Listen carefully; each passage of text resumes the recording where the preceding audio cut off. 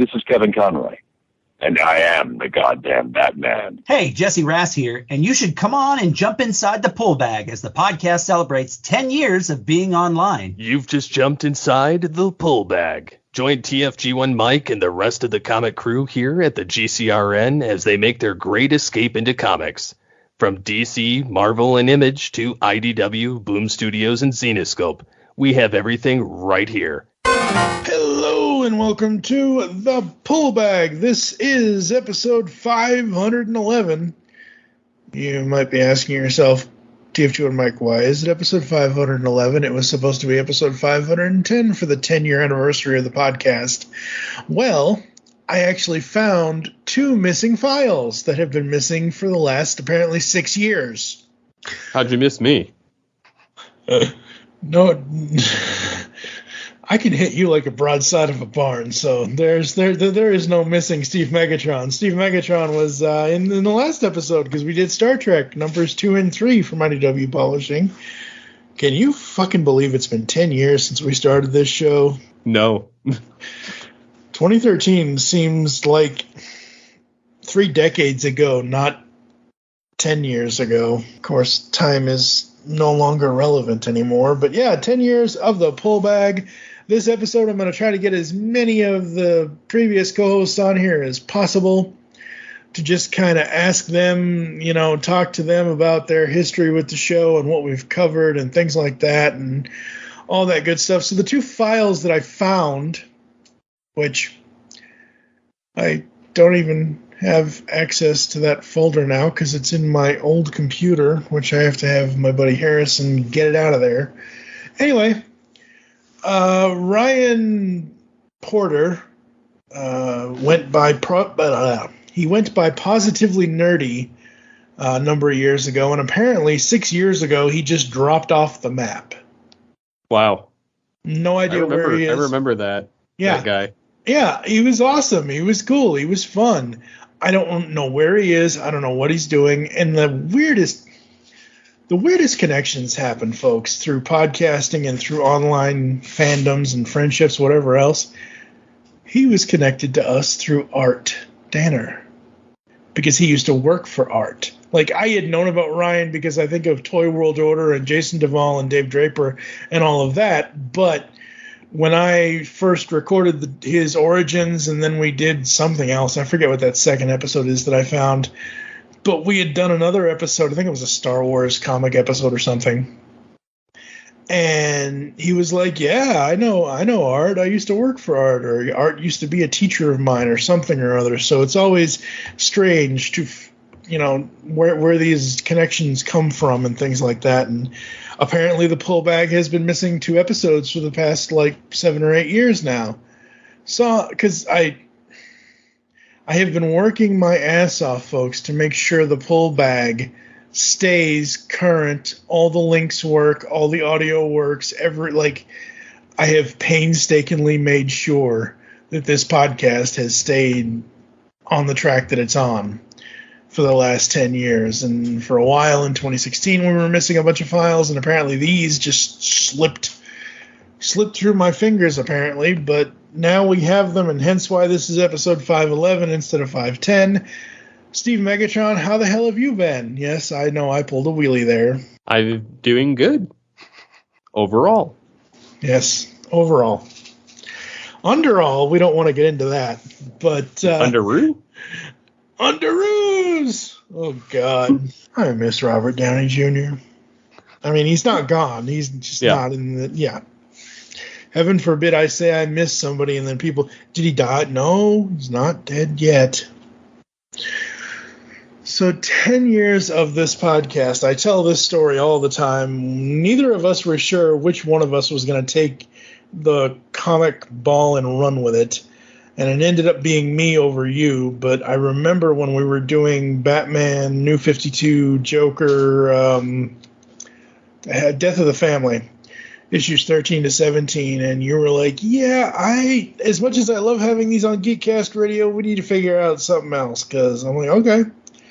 So, came up with what we came up with, and we've had a lot of help along the way, and a lot of people have helped me steer the ship, and all that good stuff. Owe everything to Mike Booth Ninja Powers, because he was the one that came up with the pull bag. Originally, it was going to be called the Pull List, but that name was taken. Mm-hmm. Make sure you do your research, folks, when you're naming your podcast, please. Don't be a bot-ho bag and, steal somebody else's name. Bot-ho bag. Oh, Lord. I want some It was ho-hos. An old joke, but it's still a funny one. Oh, absolutely. I want some ho-hos. I could go for some ho-hos right about now. I forget what show that was in. Beast Unleashed. That's what I thought. All of the outtakes that we always bring up are from the Beast Unleashed, which was our Beast Wars Beast Machines review show. I love you. Shut up, bitch. I'm not done. Oh, boy. He says it better than I do, folks, but he doesn't curse anymore. Nope. I love you. Shut up, bitch. I'm not done. So, comics. What was your favorite part about reading comics for the show over the last 10 years? Exploring some of the ones that I didn't think I was going to pick up, but also, kind of getting to sit down with the ones I have picked up. Some of the Transformers ones, the Beast Wars ones were really good. Yeah. The Star Trek stuff recently I've really gotten into. Mm-hmm. I've just enjoyed getting to read some new stuff, but also look back at some older stuff. Yeah, absolutely. And we've got a bunch of stuff planned for this year, folks. We've got Star Trek stuff, we've got Batman Beyond stuff, we've got Autobotly April coming up, which I don't know if I'm going to make it through Autobotly April. I know it's something you've been wanting to do, and that's fine, because I don't have any connection to it, and I look at it and I'm just like, oh God, Marvel US, why? But I will. If I can slog through the first 3 trades of the new IDW universe that they did, I'm sure I can get through Transformers Classics Volumes 2, 3, and 4. So I split it up. Volumes 2, 3, and 4 we will do this April, and then Volumes 5, 6, 7, and 8 we will do in Autobotly August. There sadly is no more Beast Wars comic, and still, as of this recording and as of most likely this release, there has been no announcement from Hasbro as to who the new comic partner is. We know it's not IDW, obviously. Yeah. All as I have heard still to this day is that they have a partner set to go, but they're not ready to announce it yet. Like, what are you waiting on, Hasbro? Like, are you waiting on the release of the new movie? That's fine. That's 4 months away, 3 months away. However the hell many months June is from now. Well, March to June, it's 3 months or so. Something like that. I don't know how time works, folks. I really, really don't. I also love doing the Origins, and I've got new Origins coming up, and I really, other than that, I've got like a grab bag of stuff. I know my buddy Eduardo M. Frier, or however the hell he says his name, he wants to do G.I. Joe comics, so we're going to do a couple of those trades. I remember reading the IDW G.I. Joe World on Fire, written by Eric Burnham. And then he wanted to do G.I. Joe Castle Fall, which is in the same continuity. We're finally going to get back to Radiant Black and doing all that stuff. But, yeah, I know this is stupid, but past August, I don't know what's going to happen for September to December of this year. I know I've had this notion running around in my head for the last 2 or 3 years about doing... and you'll just cringe at this because you're like, that's too much. Don't do that. But it's alliteration time, folks. I've been thinking about going back to the very, very beginning of Nightwing comics and doing 90 nights of Nightwing. No. Sounds like torture. No. Well, you wouldn't be on it. It would be somebody else with it, most likely. No, I know that, but it just sounds like torture. Wouldn't be torture. Torture is reading comics with only 3 colors. That's what torture is. Red, white, the and old blue. Ninja Turtle comics. Well, there's those, yes. Those are more black and white than anything else. There is a little bit of color in those, but yeah, I don't know. So yeah, 10 years, we've done a lot, we've covered a lot. We've switched up the style of the podcast has kind of gone back and forth, but originally we were doing weekly, like I remember us doing all the Bat books from one episode. We would get whatever Bat book came out that week from whatever, whether it was Nightwing or Batgirl or Batman or whatever. And I haven't, other than the Batman Beyond stuff, I have not read any DC comics and probably since JT and I finished off the original 2016 Batman Beyond Rebirth run.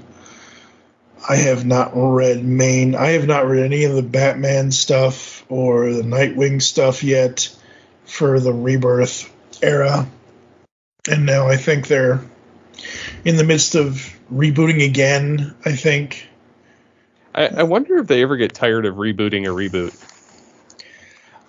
I don't know how many boots you can reboot with rebooting of the reboot, because it's just too much booting. It's like a boot loop. You're just stuck. And, so like a Fruit Loop. Yeah, pretty much. Somebody throw a Cocoa Pebble in there somewhere.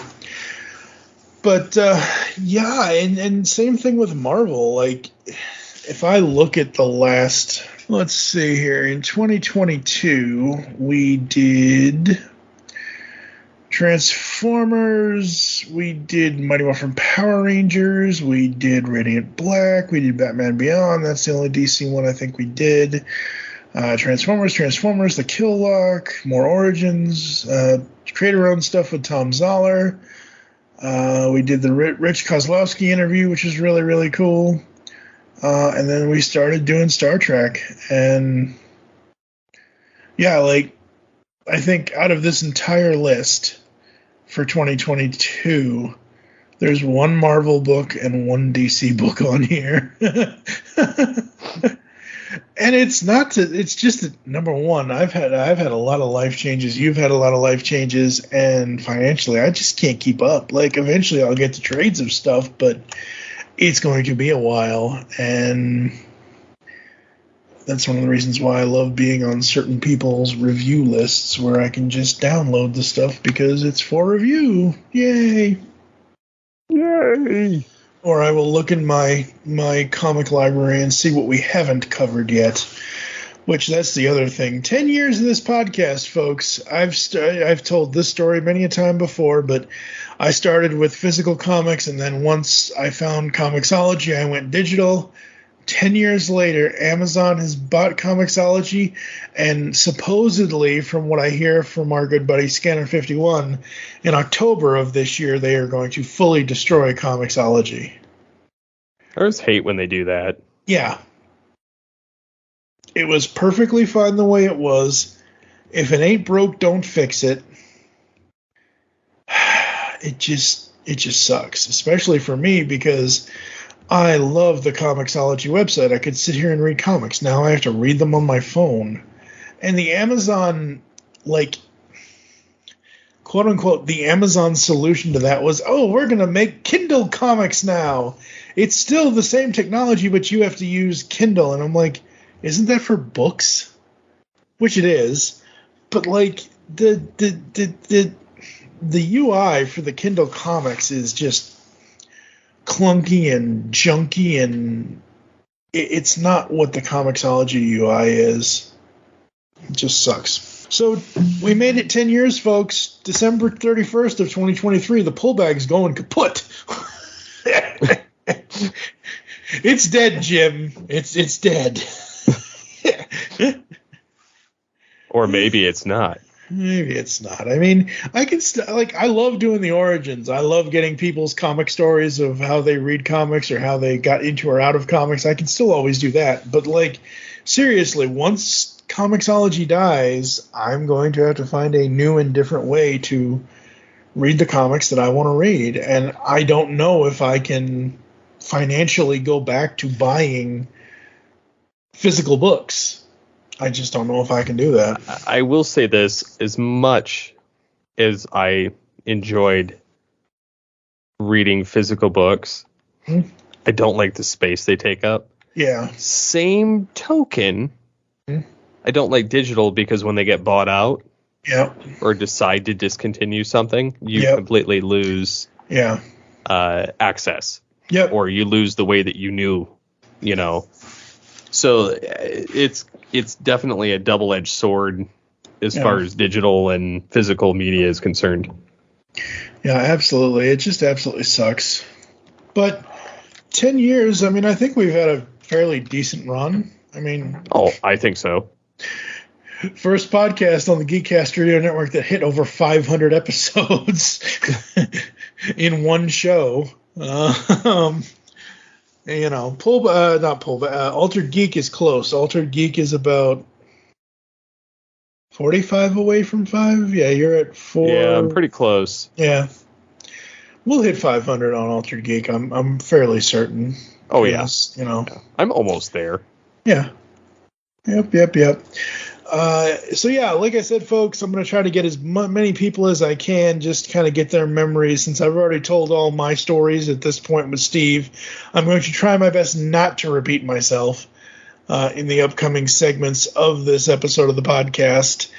Anything else you want to say, sir? Anything you want to bring up? Is there anything out there that you want to read to cover for the show? Or I mean, other than the Star Trek stuff that we're going to do?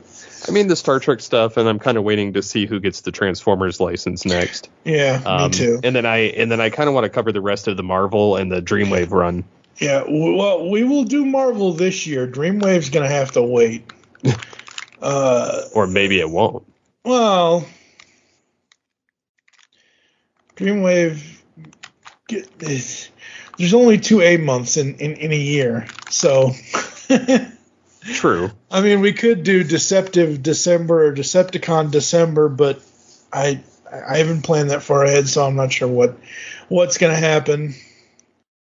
And I just want to thank everybody who's listened so far the last 10 years. I wasn't sure, you weren't sure, we weren't sure what we were going to end up doing with this show, and I've tried to make it as interesting as I possibly can. I'm sure there are plenty of off episodes or off nights or whatever else and all that. I do know that I think between the IDW Turtles coverage, the IDW Transformers coverage, and the Batman White Knight coverage from Sean Gurdon-Moore, I believe... I know currently, before we get to Beyond the White Knight, which is the current series that just wrapped its 8th issue for the Murphyverse, I think last time I checked the math on how long of the coverage is for Sean's universe that we've done so far, I believe it's just over 12 hours for 3 different episodes, 4 different episodes maybe. And then Joe and I have always had a blast reading I think you would like the IDW TMNT universe. I really think you would. Probably would. It's very, very good. And I can point you in the right direction to get the IDW collections. You don't have to buy them all at once. You can buy one every other 3, 4, 5 months, whatever it is. And we love that stuff. So that'll continue for as long as I can still read the comics. But yeah, so I don't know who's going to come on next. Not really sure, but hope everyone has a comically fun, marvelous March. And comically fun.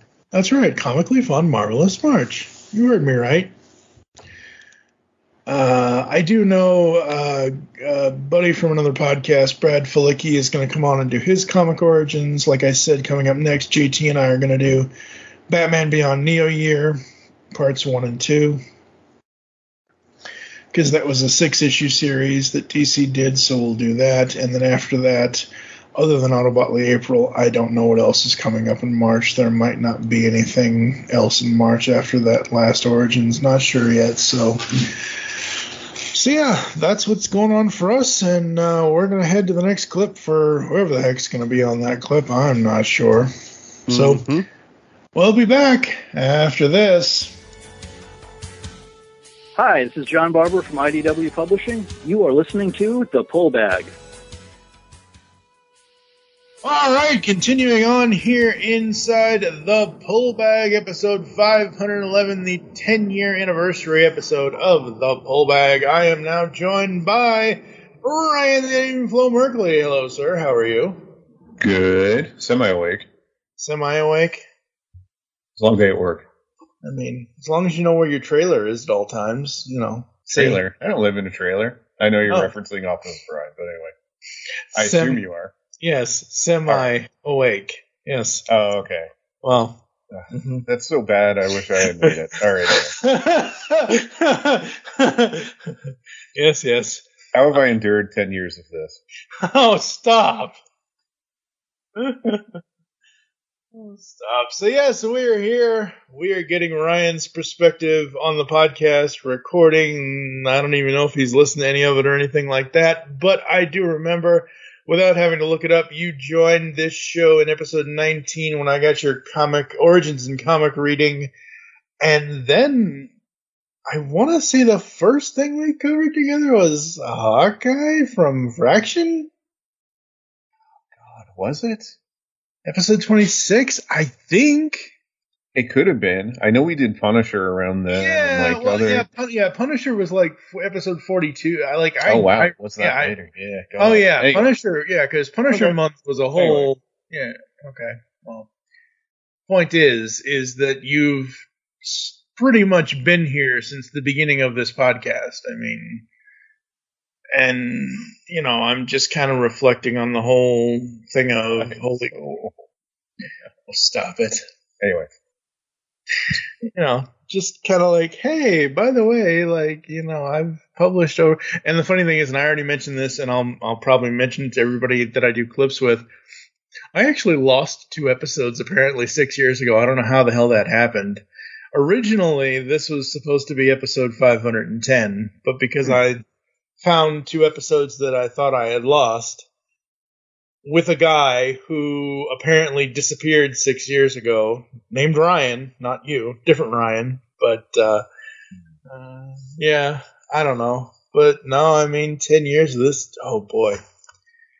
I was saying to Steve in the previous clip, I said that, you know, hey, he and I were not sure when we started this, because we started this off the basis of originally we had done the Death of the Family Snyder arc from the Snyder run in New 52 Batman.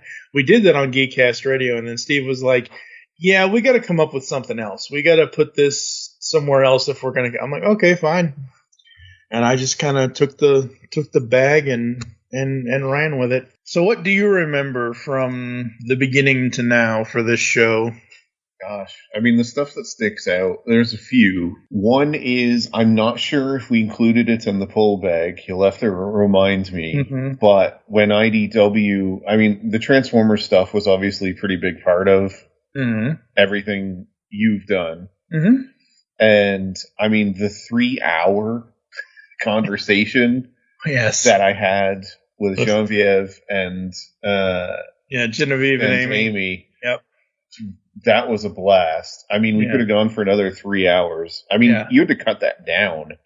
I don't remember how I edited that, honestly. Yeah. Anyway, so I mean, that's one. Some of the stuff I probably wouldn't have read that we ended up reviewing. Right. That was actually fairly enjoyable. Stuff like the WWE comics. Yeah. And I know it's recent, but I would have read it anyway, but I really enjoyed being able to go over Paul Dini's story where essentially like he as Batman.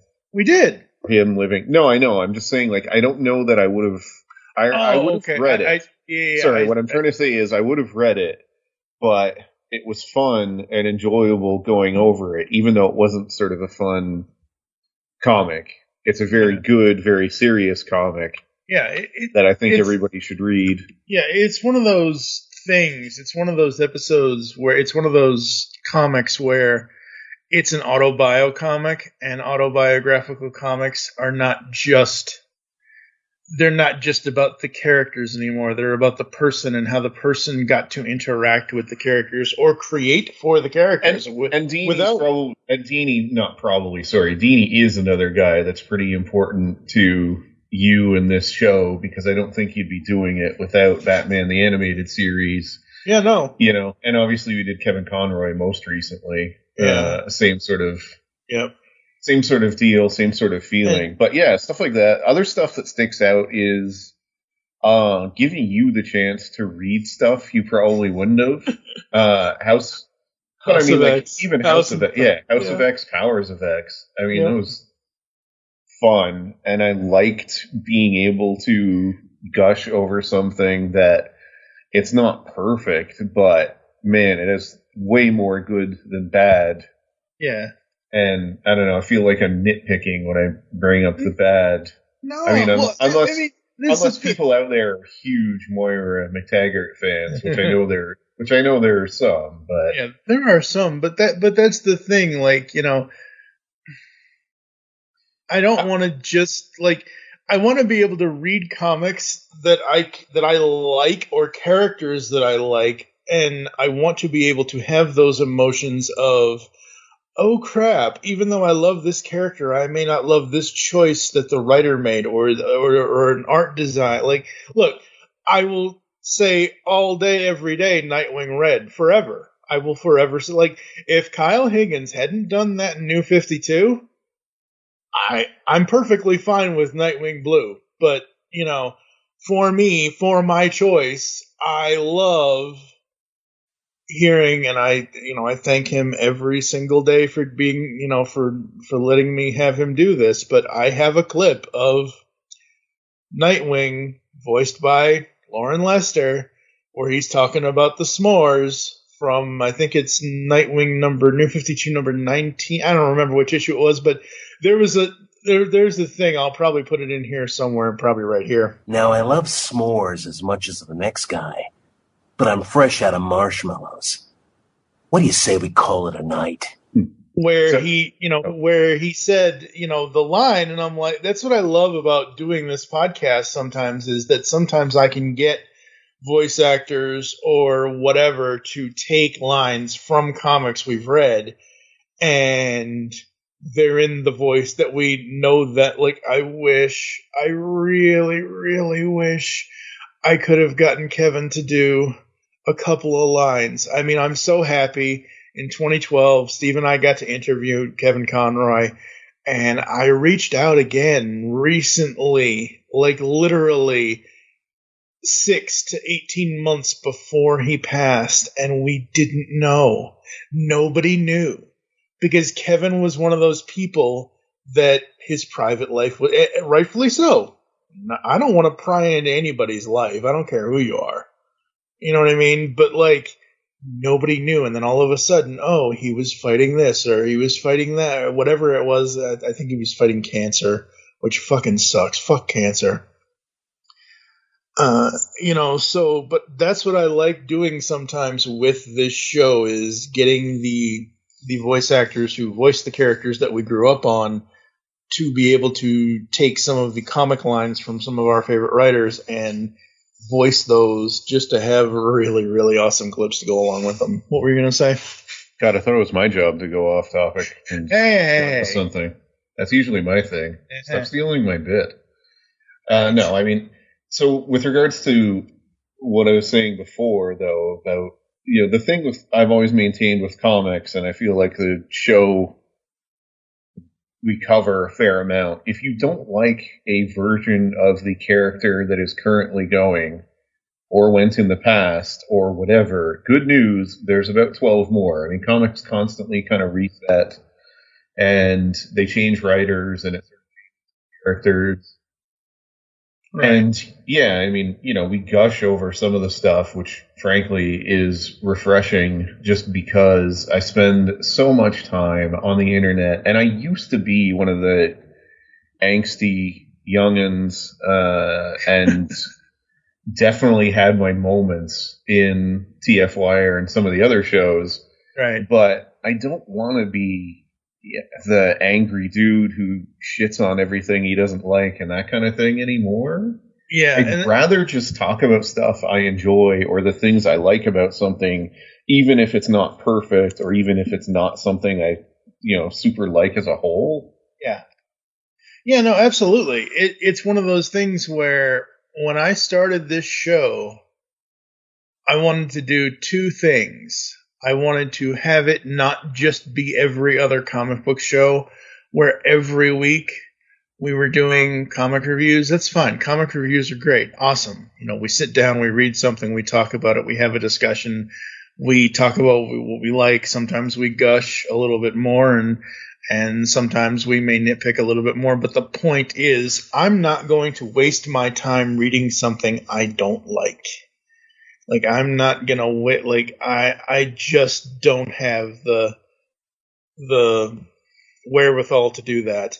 And then obviously I created the origins with this show with the 25 questions and talking, asking people about how they got into or out of comic reading, because I wanted to do something different. I didn't just want it to be every other comic book review podcast that's out there. So I think for me, creating that interview thing that I did with the origins, and then I revamped that in 2019, and then from 2019 to now, I've exploded that format into multiple other of the Geekcast Radio Network's podcasts, between cartoons and toys and podcasting and Transformers and all the other stuff. Also, I'm old, and I understand now a lot better than I used to that even the stuff that is bad or I think is bad or whatever, effort goes into. Like, it's not easy, first of all, and second of all, generally nobody sets out to put together a bad work. Yeah. And all sort of art is subjective, et cetera, as well, too. But, yeah, nobody sets out to write a really bad book or make really bad art or anything like that, for the most part. Obviously, there's weird exceptions, and then you get into the camp, and anyway. Yeah, I mean, that's the thing. Like, I say this all the time. I've said this for years. I forget where I got it from.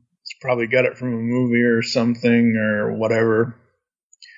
Opinions are like assholes. Everybody's got one.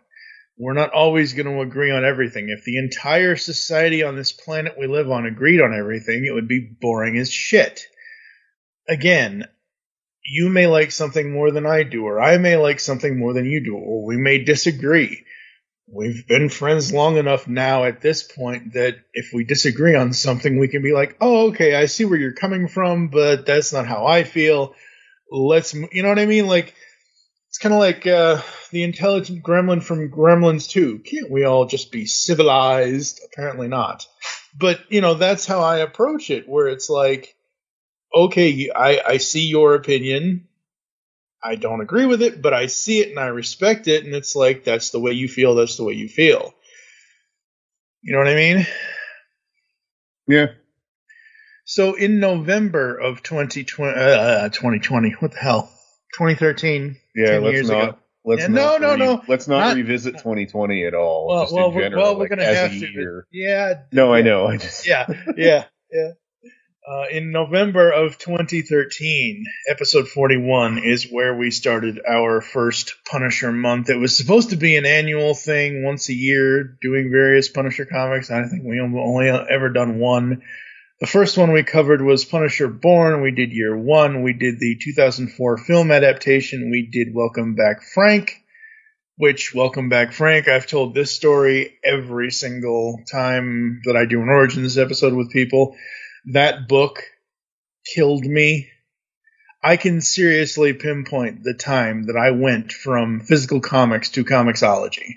It was the week before, in November of 2013, because when I was reading Welcome Back Frank, I fell asleep and that book fell out of my hand. It wasn't because of the content of the story. It was because of the weight of the actual book. Like, all 12 of those issues in a hardcover, that thing's heavy. I think it'd kill somebody. That's why I don't usually get hardcovers. I wait and get the soft covers. It's easy. Anyway. Yeah, and eventually we did Ruckas and that kind of thing. Volume and then 1, 2, and 3. Yeah. And then there was only a couple more Punisher stories, and then we hit the Then we hit the what?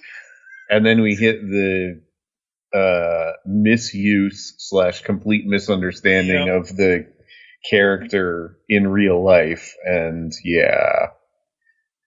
we also did in the beginning, before we ended up doing that, so your technical debut was your Origins episode in episode 19.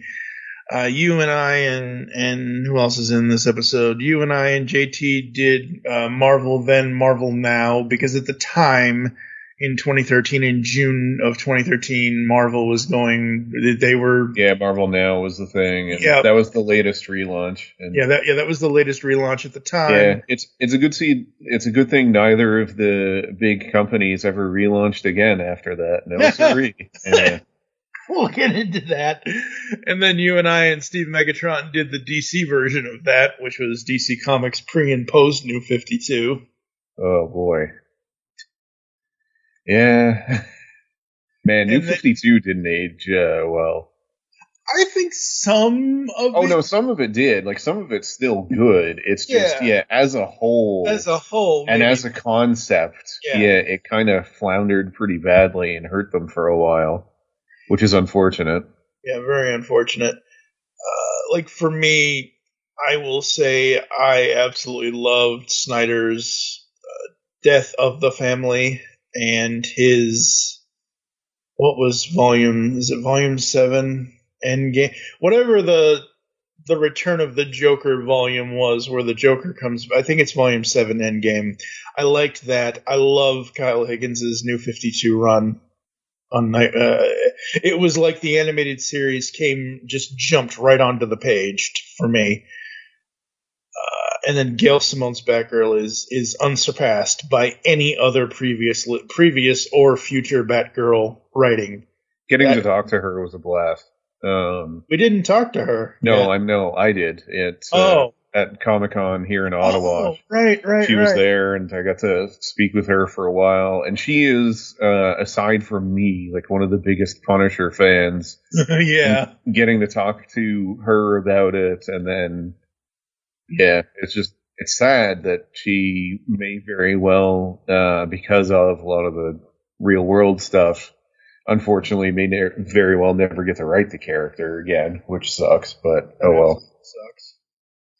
And then you had to basically, slap me upside my head a few times in episode 26, which was the Matt Fraction Hawkeye, which I'm going back and rereading that. Like, I'm in the process of rereading that to recover it on the show at some point, because I feel like it's aged well.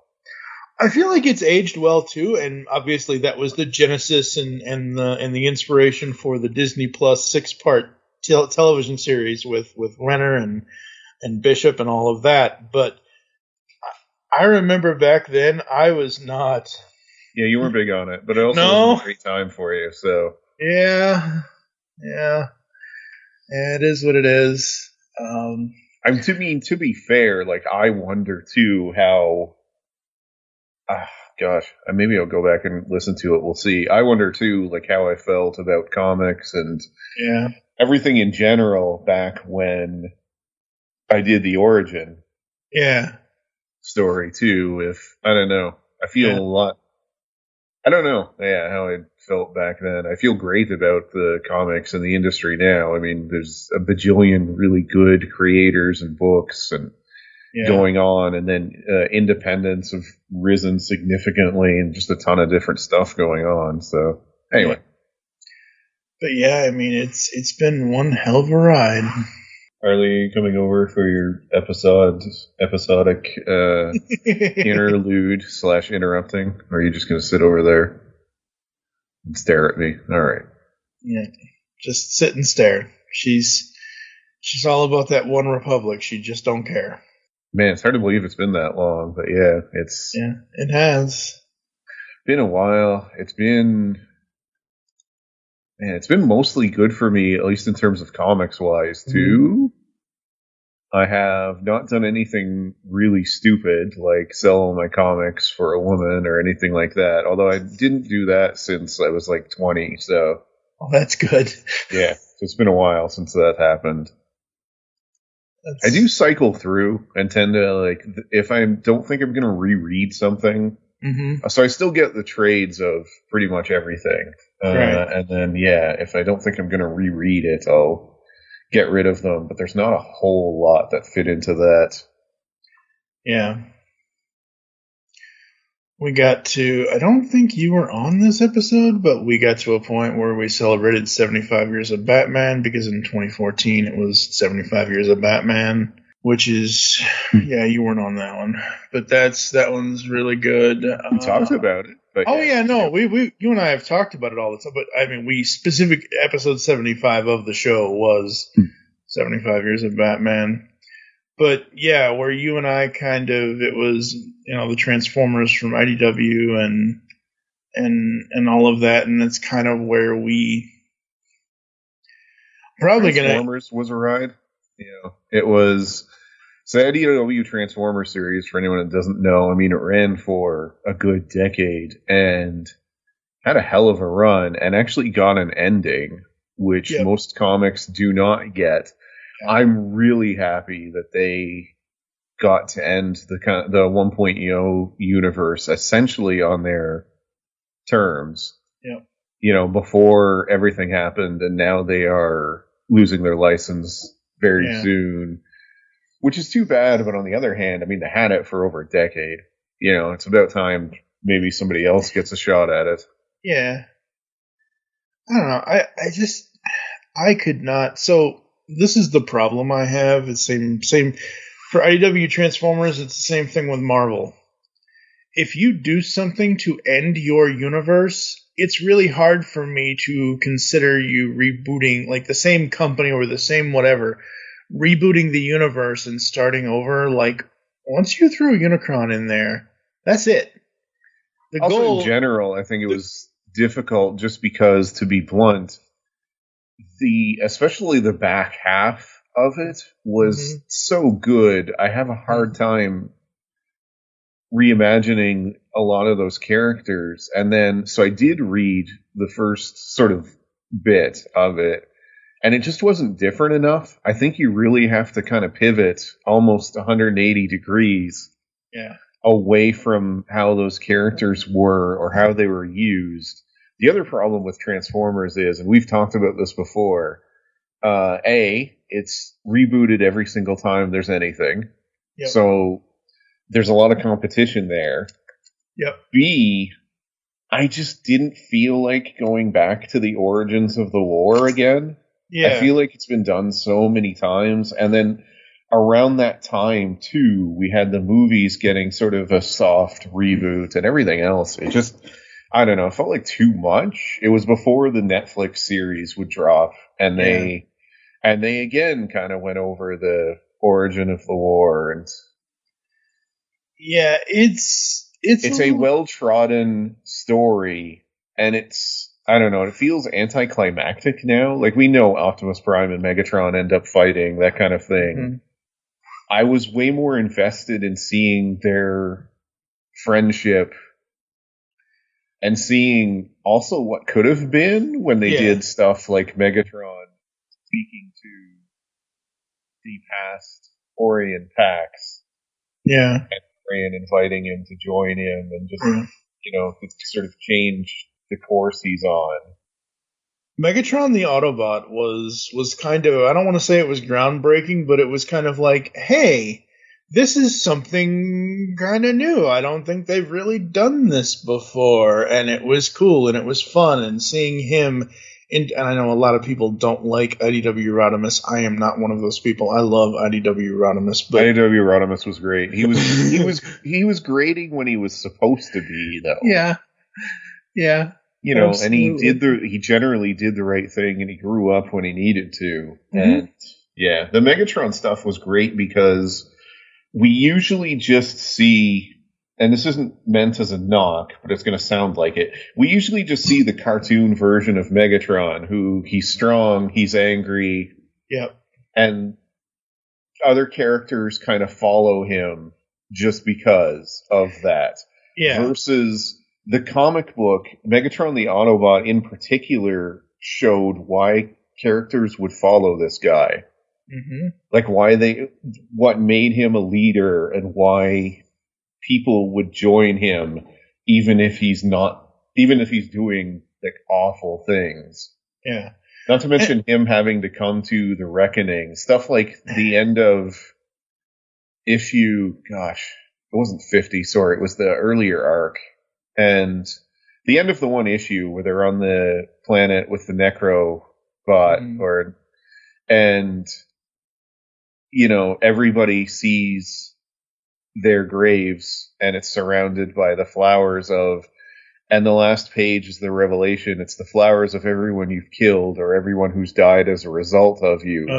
And each one represents something like 100 sparks. Like just a ridiculous number. And the last panel is Megatron on his own, essentially weeping at his, and it's just a field of, you know, he's coming to terms with doing genocide constantly and. Yeah, I mean, Megatron the Autobot is. They did a good job of you not necessarily feeling a lot of sympathy for him, because I mean he still did a lot of those things. But at least making him a little more understandable versus the cartoonish villainy he's usually up to. That's the thing with the comics, with the IDW comics, how they made us understand where he was coming from, even though he was a murderous asshole. That's his past, and he's been punished for that. And then when he switched, to Megatron the Autobot, it's like those adventures, the adventures with Rodimus, the adventures on the Lost Light, how he deals with being a co-captain of that ship, and how he deals with the other Autobot characters, because that's something we had never seen before, kind of thing. Yeah, he tries to be better, but he still can't escape his past in the end. And in the end, he doesn't. I do, by the way, still love that his fate is thoroughly unrevealed. Good. That he was either imprisoned for all time alone, right, forever, or they just killed him. Yeah. Like right there, we have no idea, and I'm fine with that. I like that it's ambiguous. So yeah, absolutely, it's super fun and it's super super interesting. Again, that's one of the reasons why that's one of the few 10-year runs I will probably sit down and read on occasion, and read and reread, especially the last few years with. Robots in Disguise, More Than Meets the Eye, Optimus Prime, Lost Light, that era. Yeah. And I mean, we finally, I don't want to say finally, but I did. Like with Windblade, she was the fan vote, but you put Margaret in there, and the creators like Sarah Peter Dorche with the art and everything else and all that, and you have this whole story. You have two different arcs for Windblade between her original 4-issue arc and then the Till All Are One arc, which I think it got 3 traded volumes. I don't remember the actual issue number count, but that was really, really cool. She was a really good character, and I would still think it's the best Windblade's been written. Mm-hmm.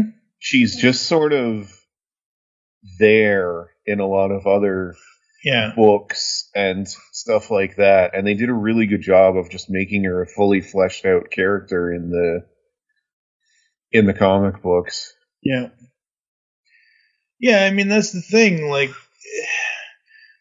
what animation she has been in, it's been okay, it's been cool, it's been fun.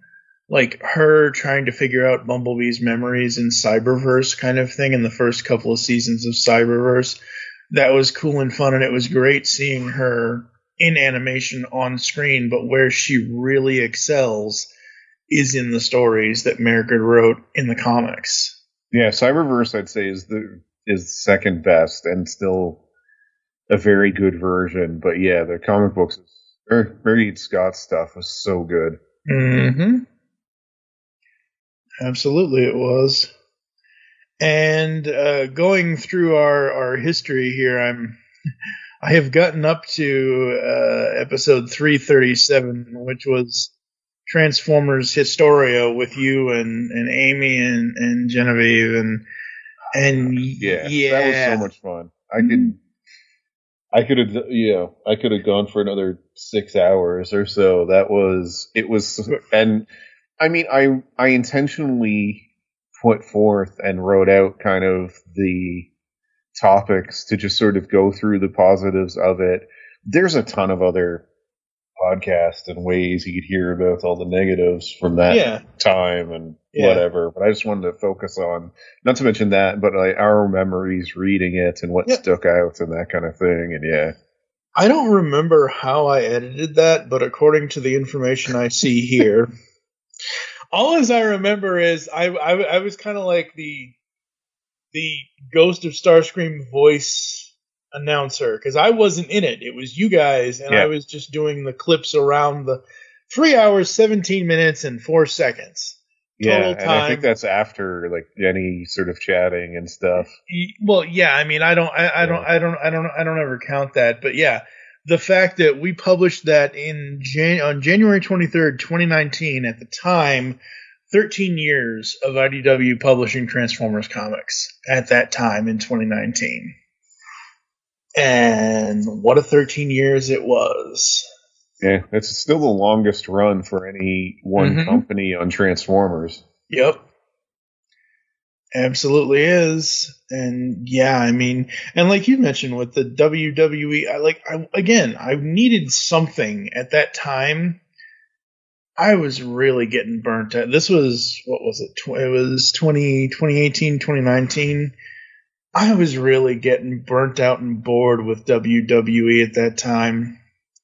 Like, they weren't bad, but they weren't like, and then I found the Boom Studios comics and I was like, hey, these are really cool. These are, stories that happened from the WWE, but instead they're in comic form. Comic bookized and kind of adds a little more to it. Not to mention sort of treats it half real, half not. Mm-hmm. They were surprisingly fun. Yeah, they were a lot of fun. A lot of fun. And yeah, I mean, I don't know what we're going to do now, but one of the ones we did do in June of 2019, we did the Bumblebee, Transformers Bumblebee movie prequel comic. Yes. That was interesting. Actually, you should do some more, because I'm sure there's going to be some sort of comic to go along with Rise. That's a good question. Thanks to the rights changing, maybe there won't be for Rise of the Beasts. And that's the other thing about the rights changing. I remember, was it last year or it was sometime recently, I want to say within the last 2 years, IDW did come out and make a statement saying that, or not IDW, I'm sorry, Hasbro came out with a statement saying, yes, we have a new comic partner. No, we are not ready to reveal to you yet who that partner is. And I'm like, why? Why aren't you ready? Why can't you just tell us a name? Like, maybe the company wants to do a full, press barrage with it, and that's fine. It's their thing, but I'm just like, give us the information. We need to know now. We just need to know who it's going to go to. Like, the crazy, stupid idea in my brain is like, oh, it would be kind of interesting to see what DC would do with the Transformers, but I don't think that's going to happen. But the crazy part of my brain is like, Marvel had them years ago. Let's see what DC does with them now. I think, I know a lot of people have mentioned Skybound and they've mentioned other things. It would be cool to see if Boom Studios got it. I don't think that's where. I think, Skybound seems like the most likely. It's also possible, like one of the other small independents. But I can't see any of the big 2 or 3 really. Like, I'd be shocked if Image went after. Image is creating its own universe. It's a possibility, but it's a possibility, but it's a very, very light possibility, because with their own massive verse of characters between Radiant Black and Rogue Sun and Infernal Girl Red and all. Like, Image has its own thing that they're doing. Like, they're not really, like, set up to do licensed. Yeah. Like, I've said this for years, ever since we started doing the show. IDW was the license king because they had Mask, they had G.I. Joe, they had Transformers, they had all this awesome 80s stuff that we grew up on. And, now it's boom and it's 90s, though. Yep, true. We did also in 2019. We did the top. You, me, and Steve Megatron did our top 10 favorite Batman characters. So different versions of Batman, Nightwing, Batgirl, Robin, that kind of thing. So that was fun, as it always is. I think you and I and JT did the Iron Man stuff. Yep, I remember both of those. Yep. We did we ever finish it? We did the part 1 of Stephanie Brown's Batgirl. I don't know if you and I ever finished that. I know I have the second volume. And then obviously, like we mentioned, episode 350 was the Dark Knight, the Paul Dini story, which, I don't even have to go back and read that. I as soon as I hear the title or hear his name, I'm like, yep, I remember that. Just like Kevin Conroy's story. I remember it like it was freaking yesterday. Yeah. But yeah, what a 10 years it has been. It has been a journey. I am most likely going to enlist you to do new IDW volume 4, 5, and 6 to finish that off, because Steve Megatron and I covered the first 3 volumes and we just didn't know what to say. Like, there are 3 episodes of this podcast where Steve and I are just like, huh? What are they, why is Ruckley writing the character that way? Or who is this? Like, we were like, I was confused at some of the stuff with so we talked about this a bit with, we talked about it off air about the Beast Wars comic. Yes. And I initially said, and I was wrong, because I liked the back end of it a lot more than the front end. My feeling was it wasn't different enough to sort of justify its existence. But they definitely did a good job, and I don't know, looking back on it, I think I was wrong.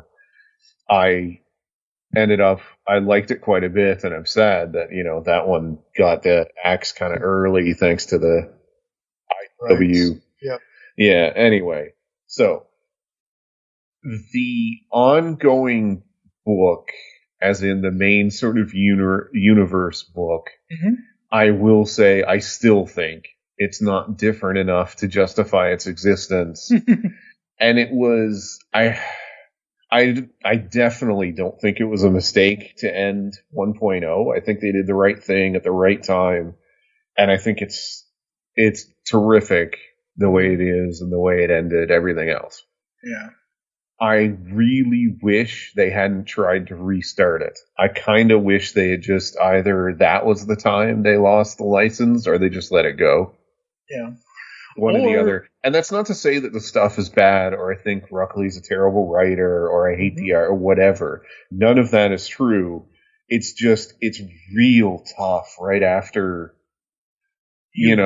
this culmination of 12 years or so, and so many different creators, artists, and everything else, to have essentially just one, or just a handful, I should say, of writers take over the same characters, albeit in different ways somewhat, but... Yeah.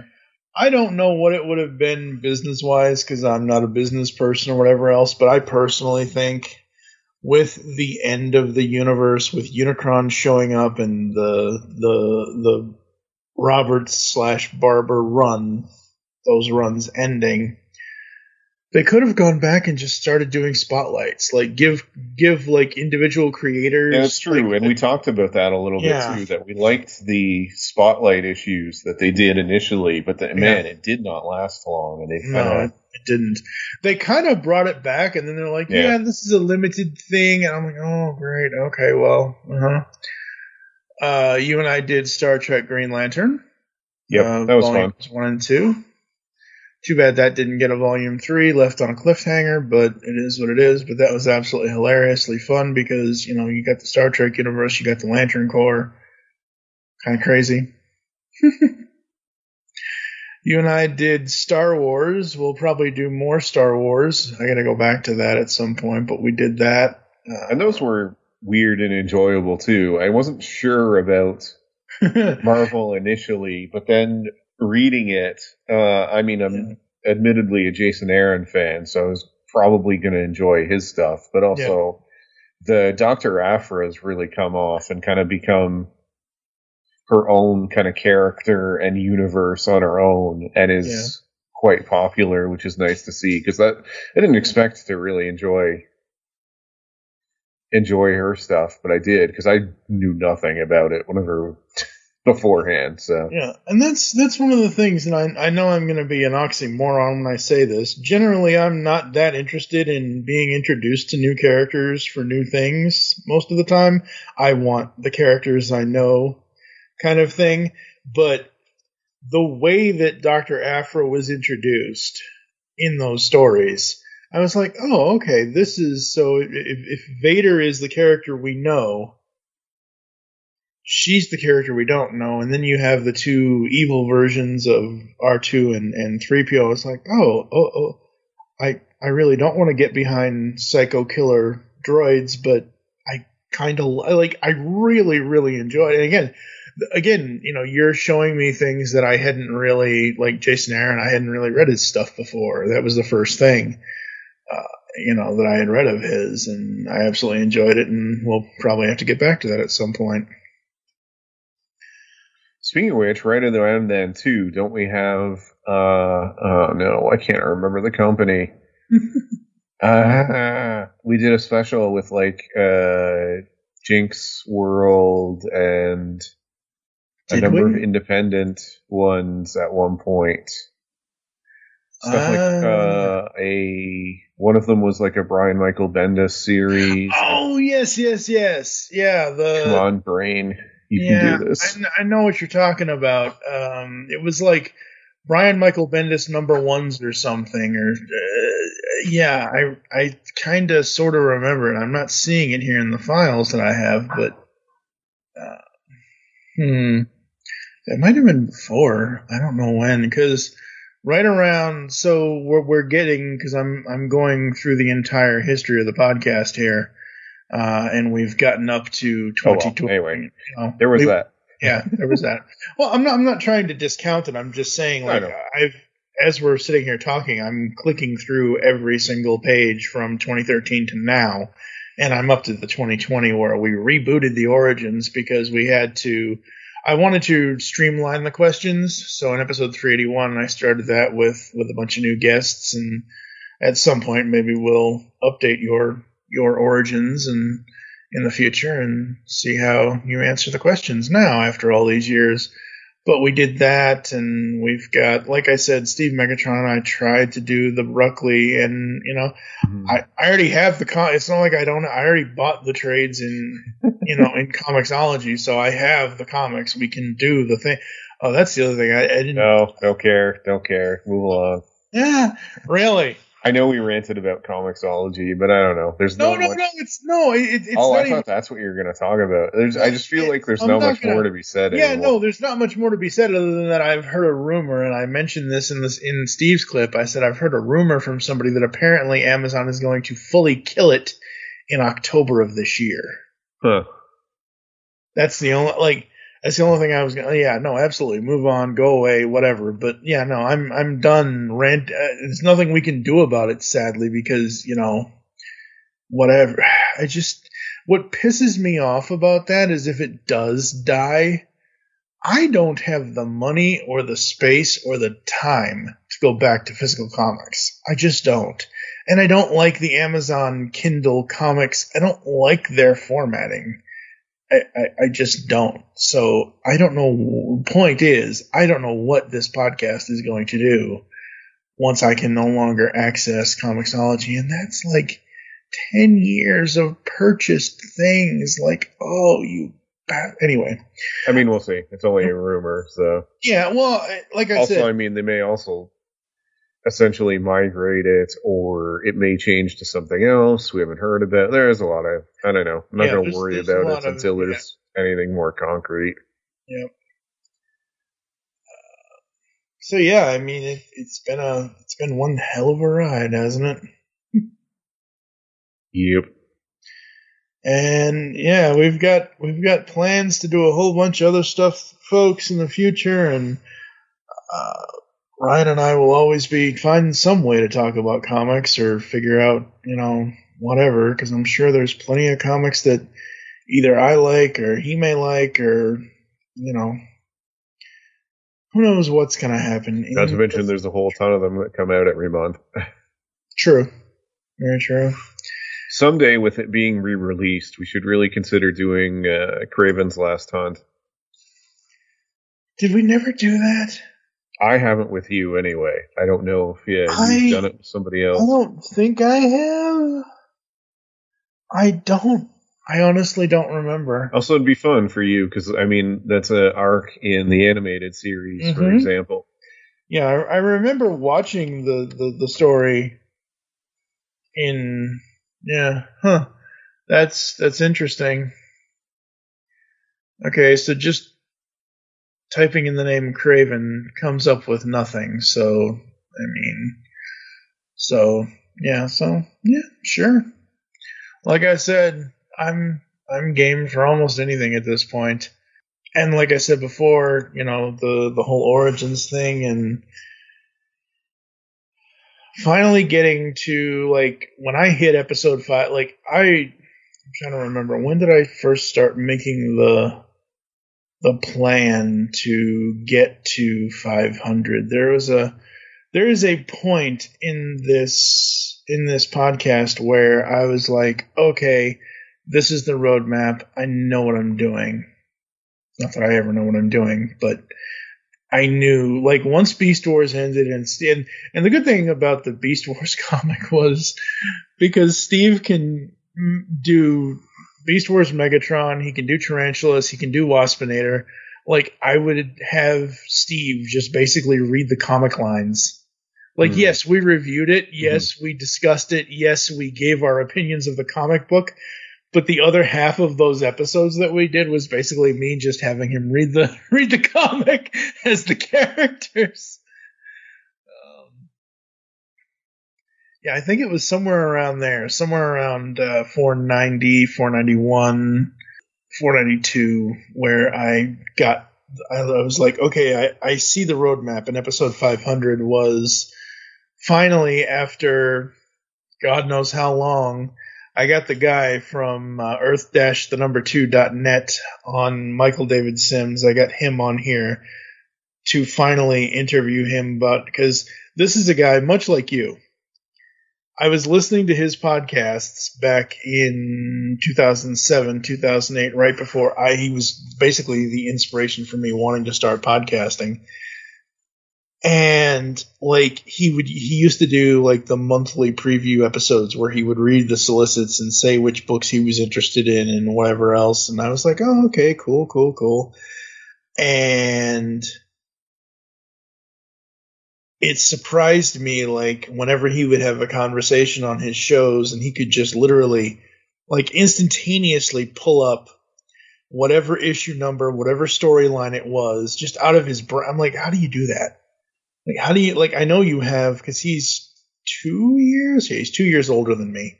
He was born in 78, so, but he has this, encyclopedic knowledge where he can just pull it out of thin air. And, yeah, episode 500, I knew I wanted him for that Origins episode, and that was such a fun time. Absolutely loved it. But, yeah, the pullback, the future, I have no idea. Coming up next, folks, we are going to go to, I think we're going to go to my lovely Fembots and I, Amy, Nicole, and Heather, and we're going to recount their memories and, all of the stuff that they've done here on the podcast, and At least you're going from the low energy, monotone sounding guy to like the super exciting. Who knows what's going to happen? Do we really have to rehash the? I wasn't rehashing. I'm saying that. Oh, I know you're saying it, but I'm saying for the audience, do we really have to rehash my? Oh no, it's fine. God. I am just saying that anyway. All right. Well, yeah. Good luck keeping control of that one. I only go a little bit off the rails. So. Oh, trust me. Like Amy, Nicole, Heather, and I, we can basically sit here for 3 hours pre-show and just have some of the best conversations without actually doing an actual podcast. I have got like 15 years of outtakes from the four of us doing stuff and saying things. Like, part of the things that I usually put in the pull bag sometimes where Amy says, "Oh my gosh, this is so great." Like, you know, I have that clip of her, or I have something Nicole said, or I have something Heather. Like, I have so much fun with them. They're amazingly awesome. Just, you know, just like I have fun with everybody. My fun meter is not like subjective. You should shorten it so it's funometer. It sounds fun. Sounds more fun. Pleasant surprise. So, yes. So I believe the Fembots are coming up next. After that, I'm probably going to have JT from Saskatoon on or something. I really don't know. I'm not trying to make this 10-year episode super long, but it might end up being super long. I don't think it'll be as long as Toycast episode 100, which was over 5 hours. I was going to say, or the 3-hour IDW Transformers podcast. I guess we'll see, though. That's about par for the course for something that you're covering for 13 years. Oh, yeah. So, we'll be back, folks, right after this.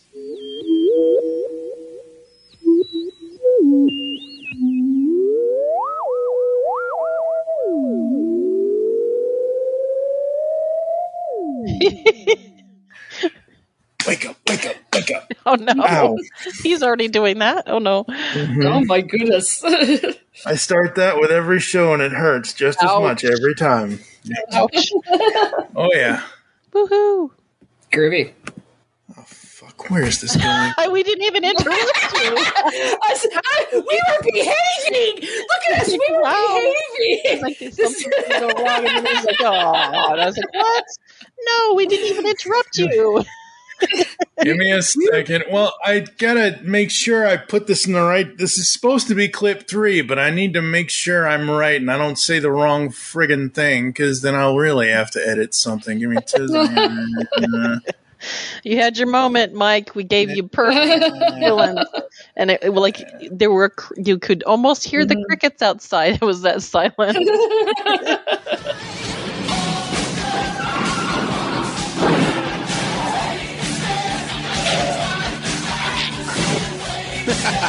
Didn't even bend a fender. All right, folks, we got one Canadian down. Now we go back to America. All over the country, we are reuniting with Team Angel. It's the Fembots, Amy, Nicole, and Heather. How the hell have y'all been? Woohoo! We live. Rock on. COVID couldn't put us down, right? Nope, couldn't put us down. So we are here, as people have already heard in the first 2 clips with Steve and Ryan, to talk about 10 years of the pull bag. And I could not keep count. Not that I was actually trying I was trying my best, but I didn't have my actual math calculator up. But these 3 ladies and I have recorded between Transformers, Gem, and I don't know what else. At least over, random stuff. Well, that's all we ever do is random stuff. At least over 20 hours of published audio in a decade. Wow. Yeah, that sounds about right. Yeah, and you're welcome. Yeah. The fact that we've just been doing this for a decade is so cool to me. Like, crazy but cool. I don't know how that's cool.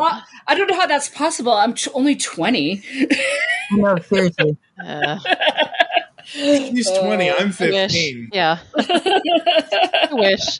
I'll be more I'm not even realistic. old enough to podcast. Yeah. So yes, basically, like I said, what I've been doing so far is basically just getting everybody's memories going around the room, and what we have discovered, folks, in this research that I was told I wouldn't have to memorize anything. No, you don't. My brain is shot, man. It's all zip codes. Well,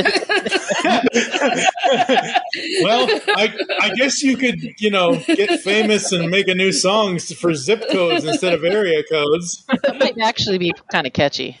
Yeah, exactly. Schenectady, New York is 1, 2, 3, 4, 5. Yay! There you go. Is it really? Oh my god! It is. Well, I know Kingston, Massachusetts is 02364, so there's that. All right. Where the hell You discovered something. This is the thing that gets me. Is like after all these years of podcasting, you discovered something new that we didn't already know. I discovered something interesting because what I've been trying to do and what I will do in the other clips that people haven't heard yet that'll come after this is that I've been taking co-hosts and guests through their history of the show and what they've done on the podcast with me. Only out of the four of us, obviously I've done my own origins with Steve, whatever else, but out of the four of us, only Nicole and Amy have answered the 25 questions about comic book reading. Heather has never answered those. She has answered the Transformers ones and the toy collecting ones. And I'm like, wait a minute. I could have sworn I took Heather. I swore too.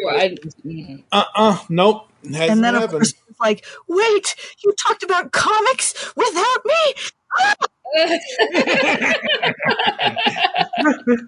I still, like I said, I think I'm having a Mandela effect because I swear I remember her talking about comics at one point. Okay, Nelson. I don't know. Because I talk about comics all the time. Well, it just means that we have more, content to deliver. Woohoo! And I'm sure because I repeat myself a lot, recording clips out of order is never a good piece of advice, folks. So I'm sure I will mention this later in the episode. About a month ago, I found 2 episodes that have been missing for 6 years. Whoa. Yeah. With a guy that apparently went missing 6 years ago. Are you suggesting that the podcast ate your co-host? No. So again, sorry to the audience if I've repeated the story in the previous clips and the upcoming clips. I don't know if you all had ever known him, but Ryan Porter, he went by Positively Nerdy online. Okay, yeah. Okay. Well, I recorded an Origins with him, and then we recorded something else. It was 2 episodes, and somehow, some way, they've been, even though I've tried to maintain the catalog of the pull bag over the last decade to make sure it's always current, make sure all the files are always working. Apparently, this skipped my eagle eye vision of being blind. And yeah, for the last 6 years, we've been missing 2 episodes. Because originally this episode, and I'm sorry for the audience, I'm repeating myself, I know. This was originally supposed to be episode 510. It's 511 because I found these other 2 episodes that I had to renumber the whole rigmarole. So yeah. And then come to find out, somehow, some way, some weird, I don't know what happened. He just dropped off the face of the earth, or face of the internet anyway, 6 years ago. So wow. So in other words, after he podcasted with you, he disappeared. Pretty much. Hey, I've been telling people for years that I am a podcast germ because I always end up making people record when they're sick, when they're dying, or just go back and listen to the TFG1 podcast episode 17 where Michael Wilson and I talked about the 5 Faces of Darkness. He muted himself for the most part, but I guarantee you there's at least 7 coughs and 2 sneezes in that episode because he was sick as a dog the night we recorded it. Yeah, I'm a podcasting curse, ladies and gentlemen.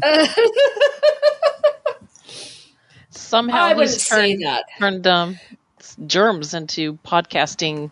I wouldn't say that, but I am going to start a conspiracy theory about you. So yeah, look for that. Bring it. Hey, at least that'll finally get people talking about me because nobody's talked about me in the last 13, 14, 15 years of podcasting. Oh, man. That was sort of terrifyingly relatable. Well, that's a whole other topic for a whole other night. But yes, the pull bag, 10 years. Let's just go around the room. Amy, what do you remember from all the stuff that we've done over the last 10 years of the show? Any favorite moments, anything from you? Well, how much torture would you like to go through this evening?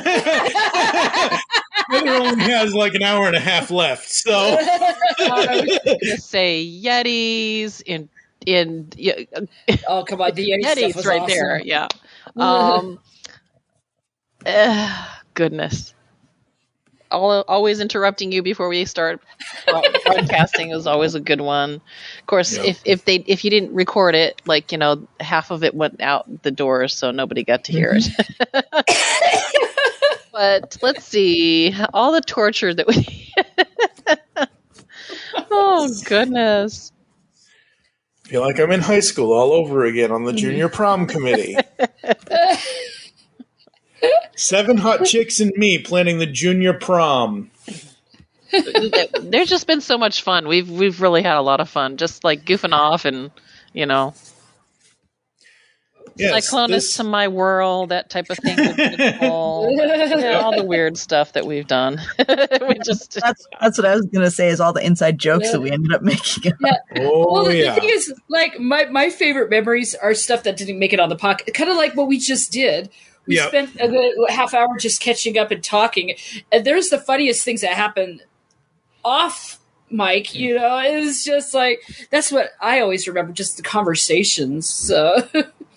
The general silliness and, hey, we shouldn't podcast after midnight. We can't be responsible. Oh, yeah, that's right.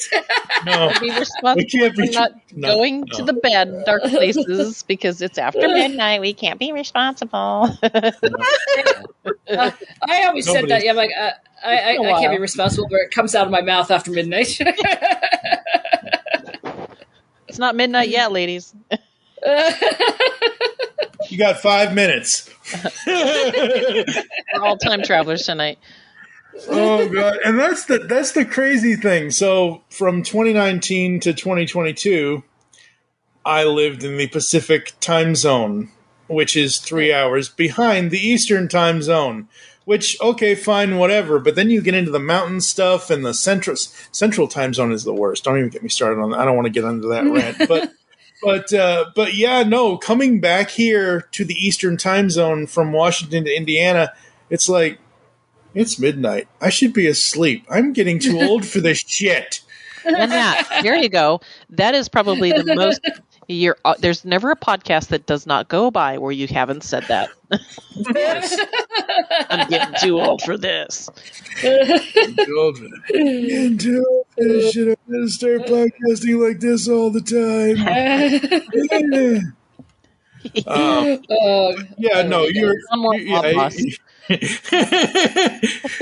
Yeah. So, yes, between Transformers, Gem... Windblade. Well, that's part of Transformers, Nicole and I, didn't we used to do My Little Pony? We did My Little Pony. We did Dave. We did Dave. What's the other comic? We did a few other comics. We did. What was that? The demon one, Teddy. Oh, what was his freaking name? Oh crap! I forgot about that one. Hot damn! That's what it is. Yeah, that was awesome. I forgot about that. We did Kennel Block Blues. Yeah. Oh yeah, I remember that one. That was pretty good too. Yeah. And then Heather and I just started up doing Livio's The Kill Lock. So Artisan Wraith is out in trade now, so that'll be coming later this year in the podcast. Nice. Heck yeah! That was really good. It was a good series. That first series was amazing. You guys can listen to me and Heather talk about that first series on whatever episode it's on. I'm sure I'll have it linked in the show notes somewhere. It's so good. But yeah, I mean, we've always had fun. Yeah. Oh my gosh, yes, very much so. I remember the one podcast we were doing. We were talking so much. I'm like, I have to go to work, and I was actually like 2 minutes late to work, but I kept my computer running because I'm like, we were having so much fun talking. I'm like, I really don't want. I'm like, do I call in sick so I can have just stay with my friends online? I'm like, I really got to run to work, so I just kept my computer on, and I'm like, I really hope this works, because I work, for people that don't know, I work at 1 a.m. So, and I had to leave my house no later than 12:30 to make it there on time. And so I'm like, okay, guys, I've got to run, finish it up. That was the crazy day. I remember. I was just like, I can't believe Nicole's just like trying to type on the computer. Yeah, so we were like, well, it was like, because we were talking like for 4 hours. I don't even remember which episode that is. Yeah, I have it written down somewhere. Hadn't we finished it up and then like we were just we were still okay. Gotcha. No, the good thing is you didn't lose your job, right? That's the happy ending. No, she's still there. Okay. No, good. I'm still. Are you kidding me? With the overabundance of hours that she puts in, that job would be dead without her. Probably. Oh, the reason is we're 800 people short, so. People. Oh if you need a job and you're in the Salt Lake area, come find me. Yeah. Oh, boy. Yeah, that was a fun memory. Yeah, pretty much. Yeah, I do remember one time recording while I was driving. Yep. I was tapped into just my Bluetooth headphones and microphone and driving. So there's been a lot of crazy behind the scenes stuff, people. It's been awesome. When we said random, we weren't kidding. Mm-hmm. Yes, it's very, very, very random around here, and it's been, man, like, everything we've covered. Like, there have obviously been things that we didn't like about certain comics and certain things, but in general, we've really enjoyed most of it. Yeah. Oh yeah. Yeah. Oh like, yeah. I mean, and even if we didn't give the love, we still had fun ripping it apart. I'm sorry. The Heart of Darkness will never. Yeah. No. Okay, well, I don't even think we've covered that. I don't think we ever did. We talked about it, but we couldn't. We're like, maybe we should cut all this out because we're not saying anything positive. Yeah. Nope. Nope. I'm not seeing anything like. Yeah, I think we cut it out. That's why. Yeah, I don't. No. I think it was more like we didn't like officially. It was more like it got brought up, Maybe and that's what it is. we talked randomly about it. Yeah, we discussed doing it. I don't think I would do it a second time. I reviewed that on the Underbase with Mikey.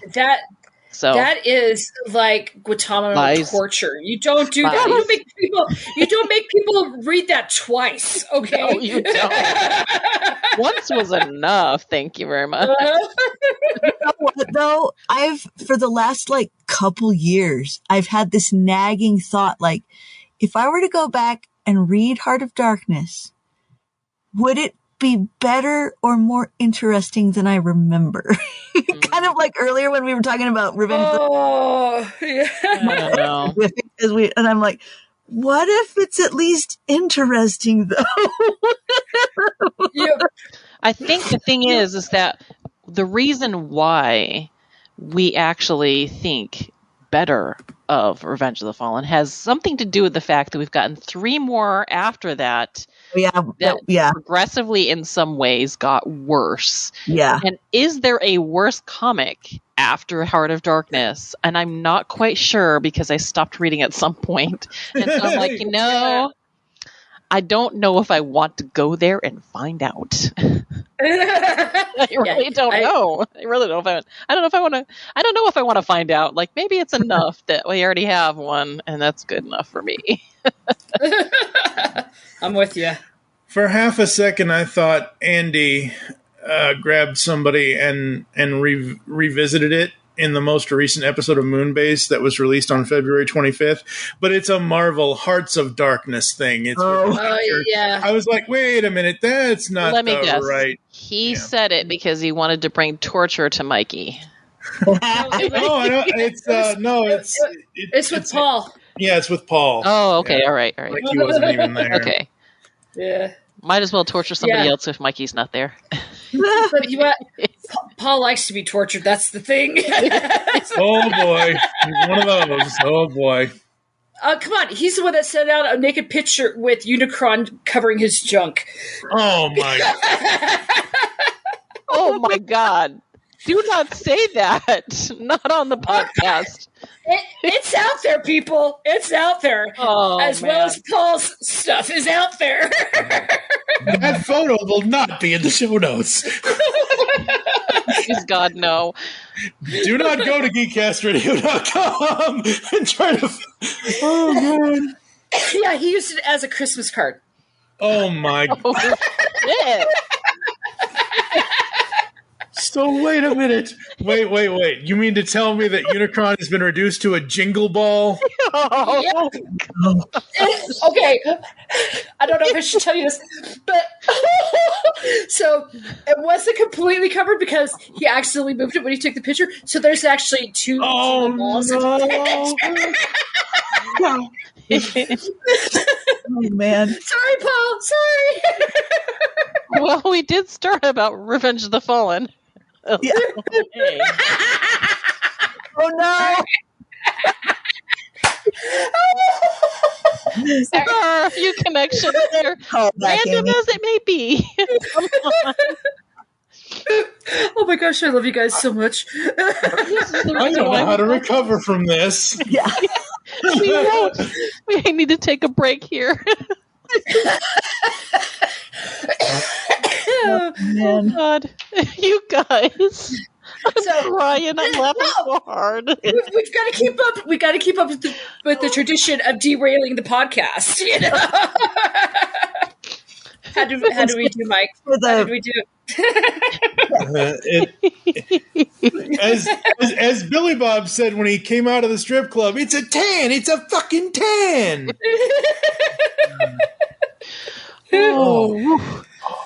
Oh, God, I love you guys. My ears are on fire. I think my headphones are burning. It's a good thing I have another pair still in the package behind me, but like, ow. Flames on the side of my ears. Paul has a package you can borrow. No! Oh, damn. Oh, my. Oh, comics. Oh, yeah, that's what we were talking about. So comic books. Transformers and Gem and I don't know what derailing else. podcasts. Oh my! Yeah. Ladies and gentlemen, I promise the rest of the episode will be much calmer. He can't really promise that, to be honest. Yes, I can. This is the last clip I need to record. Yes, I can. I listen to your podcast. I know who you work with. They're not always sunshine and rainbows.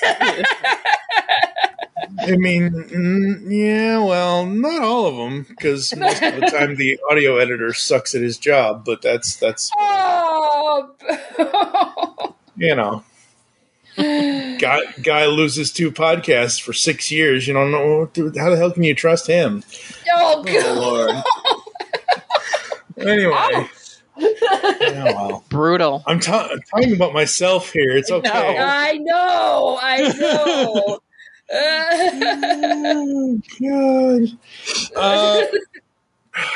Heather, you're awfully silent over there. I know. I'm silent because true facts. For the first 30 minutes of the Unicron conversation, I was thinking it was a picture of naked Unicron covering his own junk, and and then you know, with the way my brain works, I was reminded of a tweet I saw today when I went, oh wait, I should go check Twitter. I'm going to TFCon about Jack Lawrence being like, what prints should I bring you guys? Do you want me to bring the Dratchet one? And somebody replies, I think I need the Dratchet pick for historical purposes. And I was like, that's actually valid. Have like Transformers making out be canon. Wow. That's where my brain went. It just kind of went, curveball. Oh my gosh, I love you guys. I love you guys so much. I wish I didn't work my whole life away so I could talk to you guys more. Yes, well, there are plans, and the plans better work out. So we kind of, that meme on Facebook and Twitter and everything else, folks, where it's the car on the highway, and then somehow these three get in the other car, and then just went completely off exit 10. Yeah. Like I said, you shouldn't promise that this is the last. We're gonna no. Here, hold my beer. Ain't that the truth? Holy crap! This is awesome. Well, none of us know what the plan, so we're just kind of waiting for somebody to be the adult in this situation. And since none of us is qualified to adult, except maybe Amy. No, come on, you've hung out with Amy. That's not necessarily true. Wow, what a ringing endorsement that was. That was a good one. In all fairness, Amy's probably the most adult of us, but don't let that sweet innocent look fool you. Meanwhile, my kids are old enough now that they're like, Mom, one of our favorite things about you is that you're still a silly kid. Oh, that's awesome. Which is horrible, and I love them. And I'm like, success. I've fooled them for however many years that they are alive. They're most likely to be the well-adjusted adults that you hope that they will be one day. Oh, man. Oh, crazy. All right, kids. I turn into a pumpkin in about 15 minutes. Okay. All right. All right. Well. So, comics, is that what we're here for? Cold start right there. Comics, yeah. We're here for the comics. We're here for the comedians, too. Really good times. It is. Hopefully the times won't stop. We'll be here in another decade. That's That's the one thing I did learn about this podcast. You can make anything 50% better by including a Yeti. Yeah, absolutely. I disagree. Of course you disagree. Yetis. What? You heard me. Are you racist against the white Bigfoot? Oh, shit. Sorry. Ladies and gentlemen, I just want to remind you that the Geekcast Radio Network has and will always be explicit from 2009 to current year. And it's mainly for innuendo or just plain, flat, strange-ass sentences like that. Oh, I love you.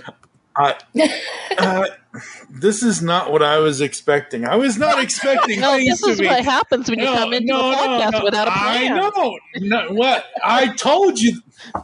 You didn't tell us anything. You just said, hey, we got to record something. That's not. Now you're just being a bald-faced liar.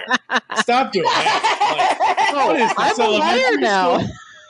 That's not. I said we were going to talk about the experiences that we've had on the 20 years. Wow, you're really aging. Wow. I don't think this podcast can last another 10 years now. We're aging like fine wine. Fine wine, my ass. I'm aging like spoiled milk. That's what I'm aging like. My toes are going to curl up like the Wicked Witch of the West and just fly right under the house. That is like a very vivid mental image. Oh my gosh, that is beautiful. Oh. I'd say mission accomplished tonight. That's what they're doing to me, folks. All the time.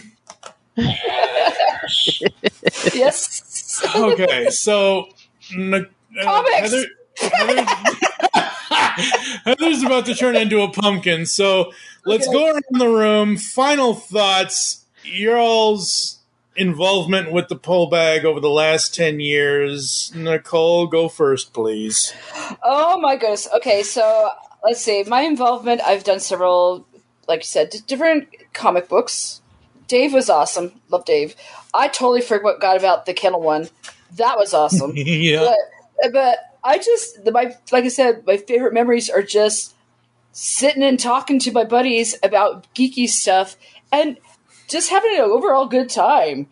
And of course, I love pushing everyone's buttons, especially Mike's, because his buttons are really, really loose. So it doesn't take a whole lot to push them.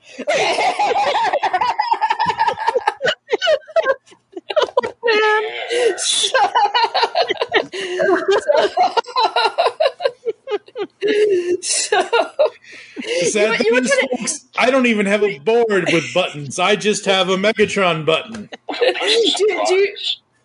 Do you know what kind of buttons Mike is? You know, like those cowboy shirts with a nice pearlescent, and they just like snap? Because that's what Mike does. He just snaps. You know? I feel my eye is starting to twitch. So, yes, thank you for 10 years of laughing and bringing community and being able to geek out. Thank you, Mike. I appreciate it. Yeah. Awesome. Hear, hear. Agree.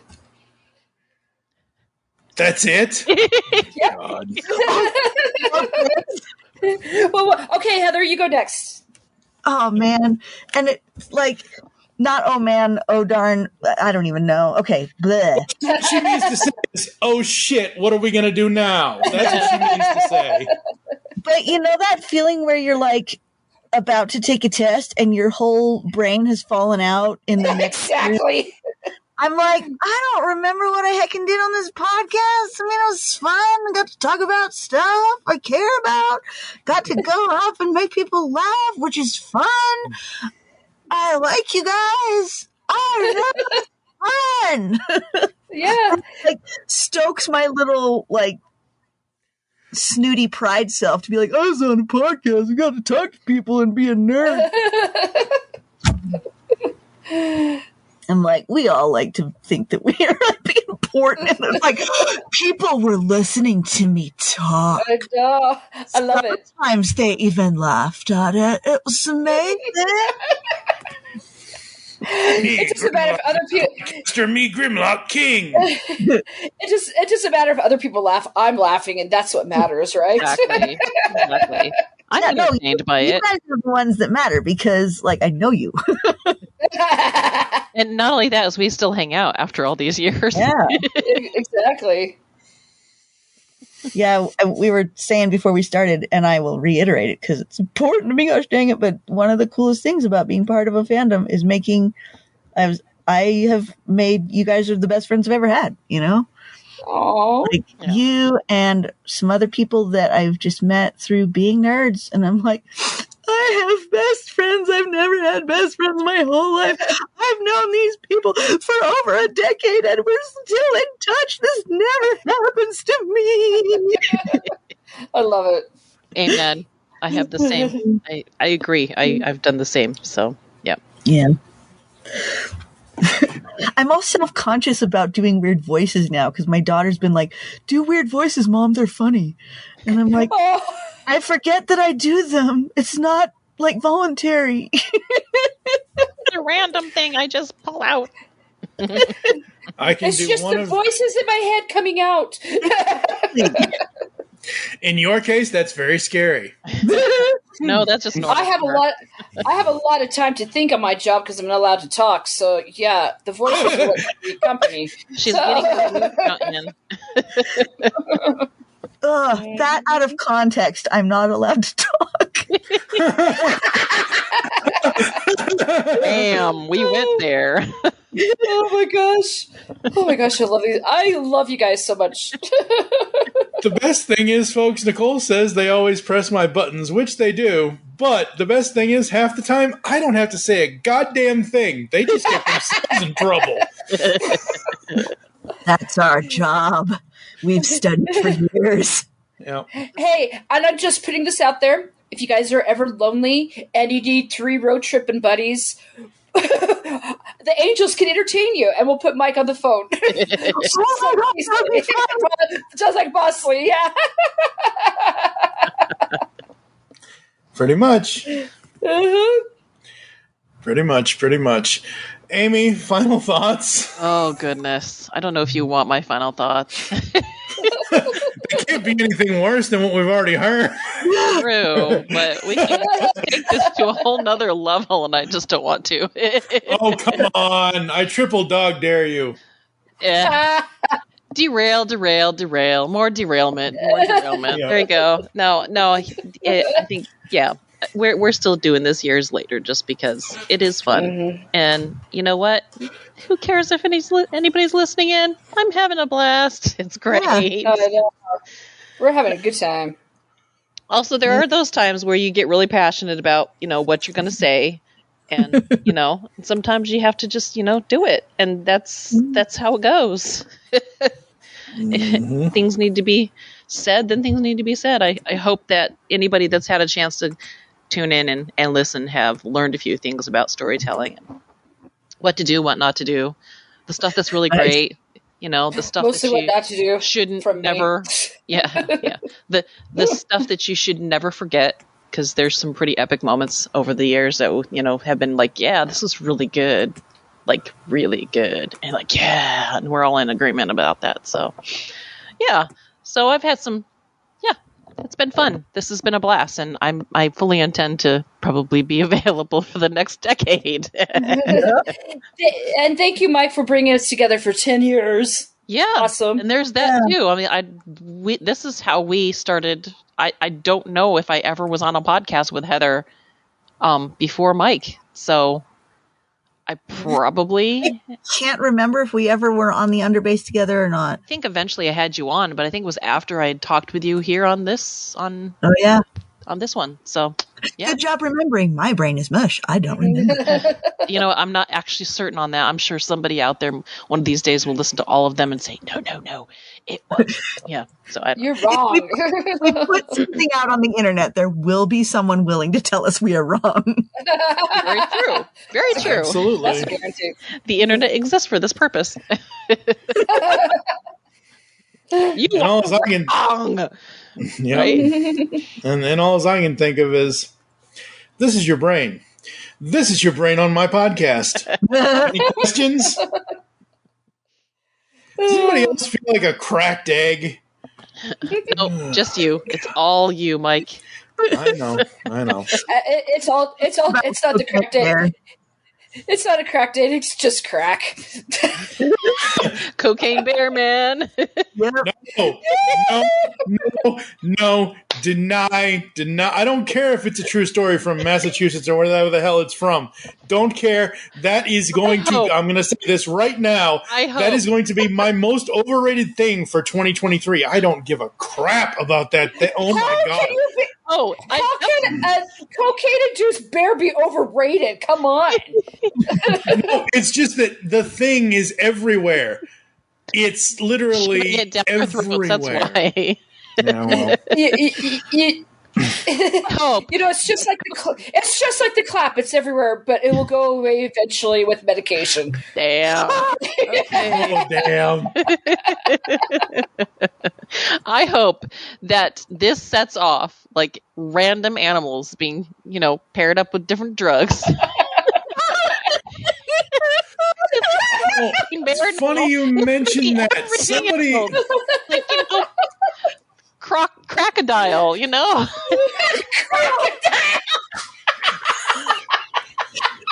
amazing.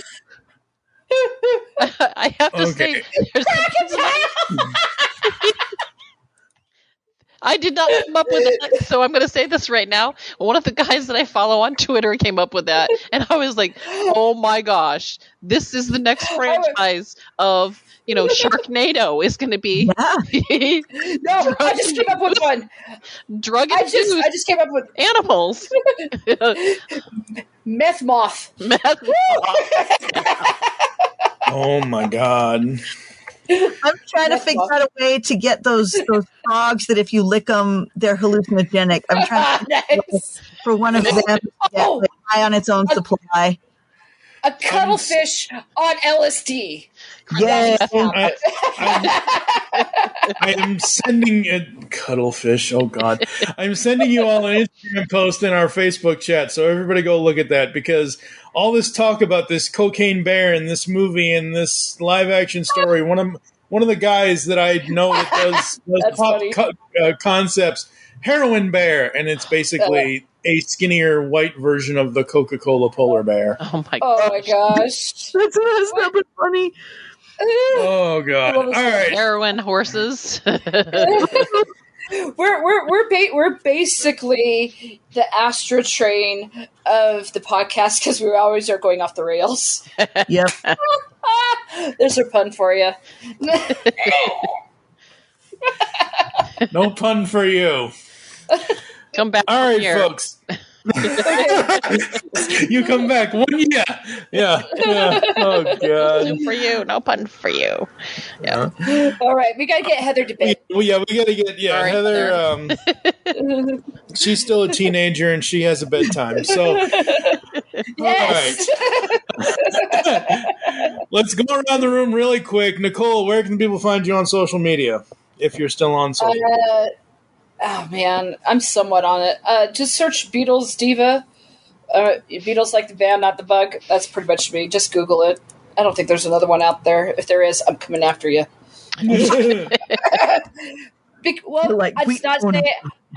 I'm coming after them because apparently she's got good taste. Hello. Heather, what about you? I'm still Hockey Prime everywhere, but I'm also very bad lately at being on the internet. Mm-hmm. Amy? Lady of Rec or Lady Rec. I'm on Twitter.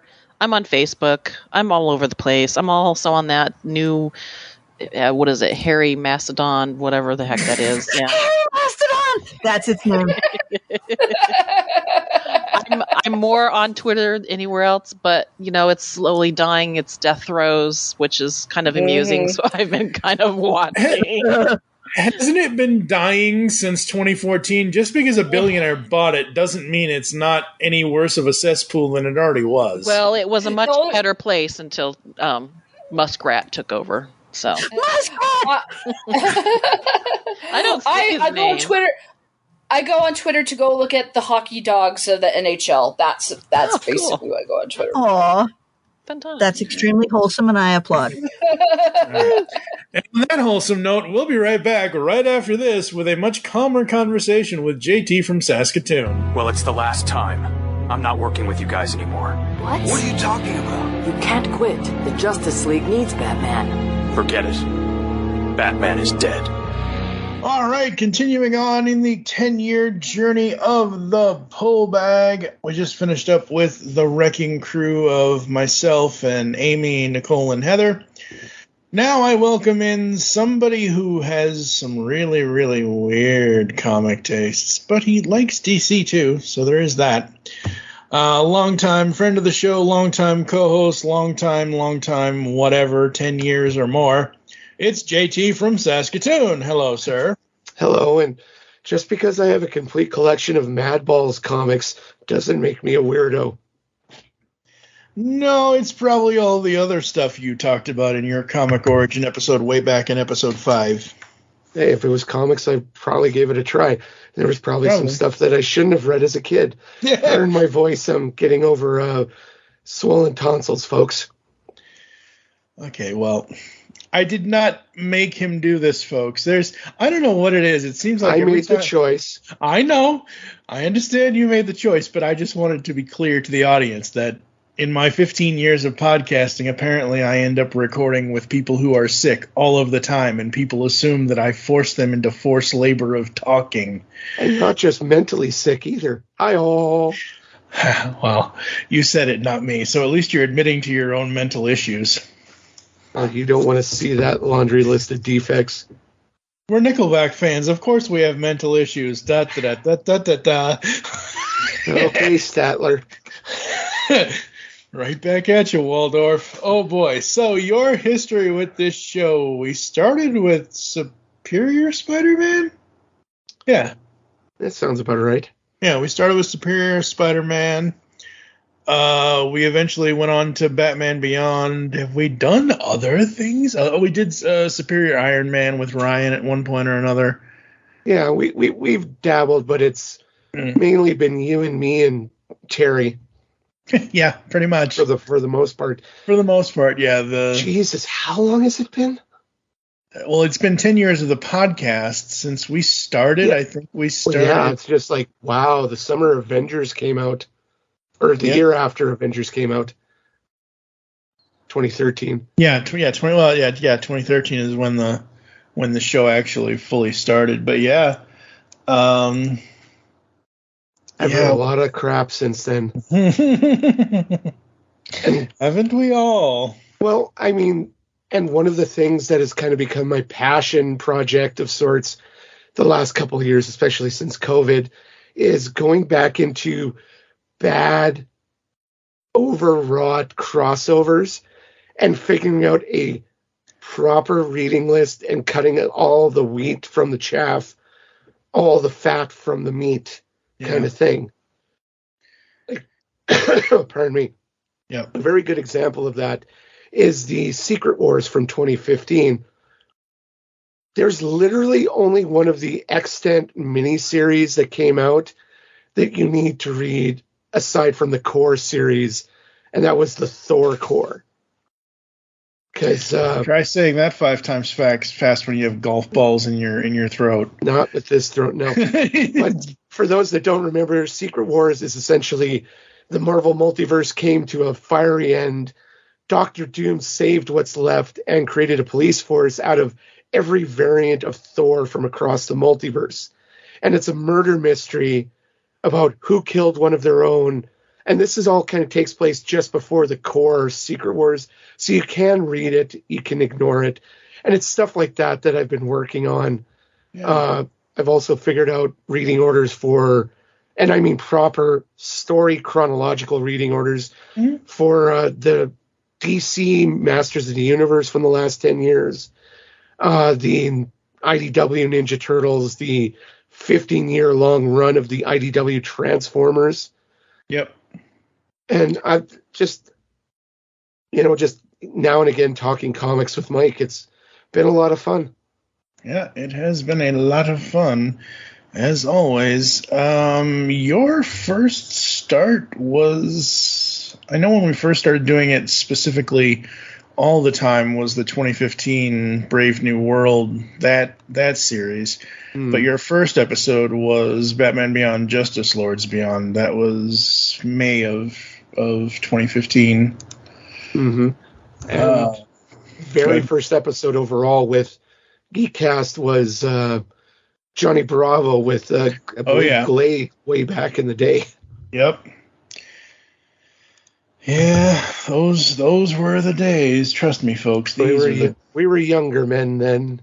Yeah, we were younger. We were more opinionated, if you can believe it. Yeah, pretty much. Yeah. I would say Batman, and Mike would say fucking Oswald.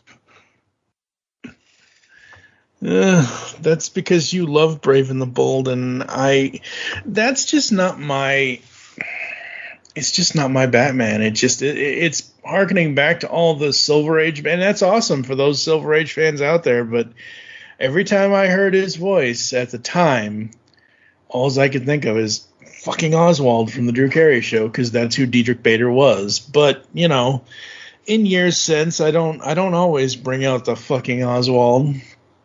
So, But yeah, we've done Batman Beyond pretty much up until current. We're about to, and I think it's next week or over the next 2 weeks, we're about to go through the 6-issue miniseries? Question mark. It's the miniseries. Okay, yeah, that's what I thought it was. For Batman Beyond Neo Year, which I did not know, and you'll tell me once we get to that episode. But at the time, I'm like, okay, it's a miniseries. Okay, this is kind of cool. Okay. And then I realized, oh shit, it came out of Future's End. Which I don't think I ever read the Batman Beyond Future's End thing, other than the fact that Bruce died and Terry had to go back to the past. That's all I know. Like, I don't even remember. You actually a little bit of incorrectability there. The Future's End Batman was Tim Drake. Right. Remember, because of the weird post-apocalyptic Brother Eye Terminators coming for everybody. Tim Drake goes to the future, and pardon me, Gotham City is one of the few bastions of humanity left, and by the end of that series, he's rescued Terry, and he gets flashed out of existence, and that's largely due to the machinations of Dr. Manhattan. Yeah, because they were still dealing with why the New 52 happened and who futzed with time. Yeah, I'm just trying to see on here on this DC database, because that's where I thought at one point I saw on here where they were like, yeah, Neo Year is kind of Future's End too, and I'm like, no, it doesn't seem to be. And we'll get into it in the episode. It really isn't, sadly, and more than anything, like Colin Kelly and Jackson Lansing, who wrote it, and I love the series, don't get me wrong, straight out, it's a solid 10 for writing. I thought this was a Dan Jurgens. I didn't even look at the writers when I read the series the first time. Oh, I did, because I had to. I was curious to see if it was Dan or if it was somebody else, and yeah. So 10 years of the pull bag. What memories do you have, sir? Honestly, it's just nice to get together with like-minded people and talk about comics in a constructive, somewhat environment where personal politics rarely ever came into it. You could just talk to somebody about what you liked and didn't like about comics, because you honestly can't have that a lot of times nowadays in some places. Yeah. And it's not that you have to find a group of, like, if you don't like a comic book like Batman Beyond Neo Year, I'll have a conversation if you're willing to have the conversation. Not these people that, it's like the Karens and that cat meme.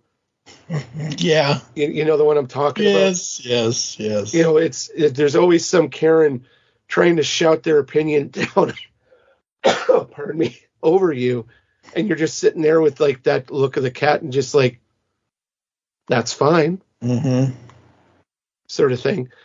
And I mean, like I said, I don't remember most of the stuff that we've talked about, but it's not because I've forgotten. It's just literally we've talked about so much. Yeah. And what I've taken from the show is, like I said, there are people who have opinions contrary to my own, and that's okay. If you can have different opinions, you just got to remember, like, have a conversation. Don't treat somebody as if they're the enemy and they're trying to ruin your life, which so many, religion, politics, sports teams, oh my, the way some conversations I've seen and been a part of, how people lose their shit because you agreed with me, you're evil. Yes, exactly. They did in the comics. I mean, Green Lanterns and Yellow Lanterns worked together, and they didn't tear each other to pieces for a while before it all fell apart. I mean, it can work. It can work until you have that one asshole like Sinestro come up and just be a douche. And what's really Sinestro's fault, if I recall, but that's I honestly don't remember, and that's a discussion for another day. And Yeah, I mean, you and I have kind of always, we haven't needed to learn the hard way. We've kind of always, stood together and lived on the edge of the revolution that is Batman Beyond. And see what I did there, folks? Nobody's going to get that. Nobody's going to get those words. I'm giving you the Bill Hader. I see what you did there right now. It's all the right reasons, folks, to be listening to the Pull Bag here in 2023, 10 years of our show. And yeah, no, this has been absolutely hilarious. And again, that's why we record. Like, I've gone back and I haven't listened to a lot of the stuff, but I've gone back and I've listened to several of it. Like, I remember, again, that for me with Batman Beyond, yes, I do want to see Terry stories and I want to see various things with him. But when we hit that 2015 series with Brave New World or whatever it was, where it was Tim in the future, I was like, oh, okay, cool. I like Tim Drake, old Tim Drake as, Batman Beyond. That's a cool premise. And then they did City of Yesterday, which is obviously a play on City of Tomorrow with Metropolis and everything else. And it's just been so fun. And like, I love alternate takes on comics. As bad as Future's End was, I did dig the whole what if Skynet happened in the DC universe of it all.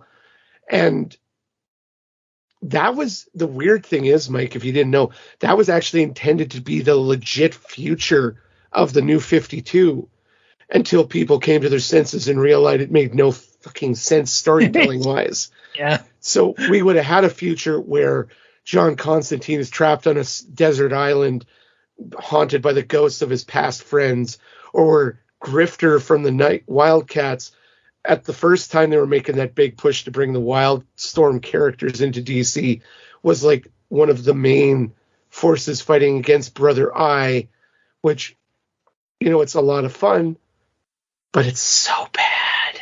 Yeah, where I kind of drew the line with the New 52 stuff was characters. I'm always about characters. I read several of Scott Snyder's runs on Batman, and we've covered several of them. We haven't covered them all. Not that I want to cover them all, but we've covered some of them. For me, it was Batgirl and Nightwing. Yeah. It was those two, characters and that's kind of where my New 52 kind of begins and ends, because I haven't gotten into any of the other. See, the big thing for me with the New 52 was, as I love Superman. Superman's one of my top 5 all-time favorite comic book characters. Mm-hmm. But aside, like, I didn't mind the New 52 suit. I really kind of dug that design. Like, I prefer the red swim trunks, but whatever. Right. But aside from the Grant Morrison run and a couple of like 2 or 3 issue stories here and there isn't a lot there that I want to go back and reread. Whereas the Green Lanterns, the Flash, Justice League, and most of the Batman stuff, I will read that all day long and twice on Sundays. Because that was I think, well, it wasn't the best. It was legit. I think it was legitimately entertaining if you're a comic book fan on a certain level. And the New 52 overall, because Jim Lee was like a big part of it, and he was part of the Image Revolution in the 90s, there was this slathering of 90s-esque comic books, grim and gritty stuff, overwrought violence. They tried to make the Authority or Stormwatch / Authority work within the DC universe before they just kind of blipped them out of existence and then recently brought them back in the last few years. It's like I said on the show before, like the 90s was another silver age. It was a time of reinvention and experimentation in and amongst all the grim, dark, and the violence. But the New 52 overall, there was a lot of good stuff. I think there was slightly more good than bad. Mm-hmm. And that's even to look at Marvel at the time. Like Marvel's two biggest mistakes in the time we've been doing this show. I think, is this preponderance, this constantly rebooting titles with new number ones in less than 3 years. Like that specifically with Spider-Man happens way too often. Yeah. Then there's storylines like the Avengers, they're coming up on 60 some issues, and they are going to be starting with a new number one in a few months. But that's a good 5-year run before a new number one. I think that's all right. Plus it's, the Jason Aaron Avengers, where this is like the first time the Avengers have truly become like a Justice League-esque team. I mean, their headquarters is the hollowed out body of a celestial in the North Pole. And one of their members is the Robbie Reyes Ghost Rider, who can literally turn any vehicle into a hell-charged vehicle. And Jesus. I love that. Wow. So let me ask you, this Avengers team that you're talking about, is Thor on it? Well, Thor was on it But I'm saying the Jason Aaron run that have the base in the North Pole, is Thor on that team? Whether he's left now or not. Okay, well. He was originally there in the beginning, and this was post him getting over himself and believing himself to be worthy, and then not actually having Mjolnir for a while, and he just had like a successive series of hammers, and that was covered in the Thor stories. Yeah, like the first lineup was Doctor Strange, Captain America, Iron Man, Carol Danvers, Captain Marvel, Black Panther, Ghost Rider, Thor, and that was like the team for the longest time. I mean, they had some great stories in there. There was Robbie gets sucked down into hell and challenged to a race by Johnny Blaze, who was king of hell, because Mephisto had been caged on Earth because of some bullshit in one Doctor Strange storyline. You had they brought back the Night Mask and Starbrand ideas and characters from an earlier run by, I believe, Jonathan Hickman. Brought him up in his years-long run prior to Secret Wars, where he took these concepts from that old new universe that Marvel had and turned them into like cosmic level concepts ingrained into protecting Earth. Mm-hmm. And that's just Marvel, like that's just Avengers. Like Marvel's had a lot of good stories, like what they did with Iron Man, with him, like with the Second Civil War, and Ike Perlmutter's attempt to make the Inhumans fetch. Oh Jesus! And you can't make fetch happen, Ike. No. And do you know what the reason? Or actually, you might know, but I'll let our listeners know. A few years ago, when Ike Perlmutter was still in charge of both Marvel Comics and Marvel Studios, to a large degree, he tried to make the Inhumans happen. There was like a 4 or 5 year run where all of a sudden there was like 3 different Inhumans titles, and they were in every conceivable storyline. I remember that. Yeah. Every other storyline had an Inhuman involved, because Ike didn't like the fact that Fox, which hadn't been bought by Disney yet, was not giving them as much money as he felt they deserved to get from the X-Men movie franchise. So he tried to shuffle them off into the cornfield and make the Inhumans happen. And that didn't really work out in the long run. Yeah, see, it's that kind of stupid bullshit that JT likes that is not here in this podcast. And circling back around to the Thor thing, the reason why I asked you if Thor was in it, I'm going to ask you a second question. Does he have a beard? Because Thor on the Avengers, and they're based at the North Pole, Thor is Santa Claus. Well, he did have a beard for a time, but he eventually shaved it off. Bastard. Yeah. And the current storyline in Thor, it's Jane, isn't it?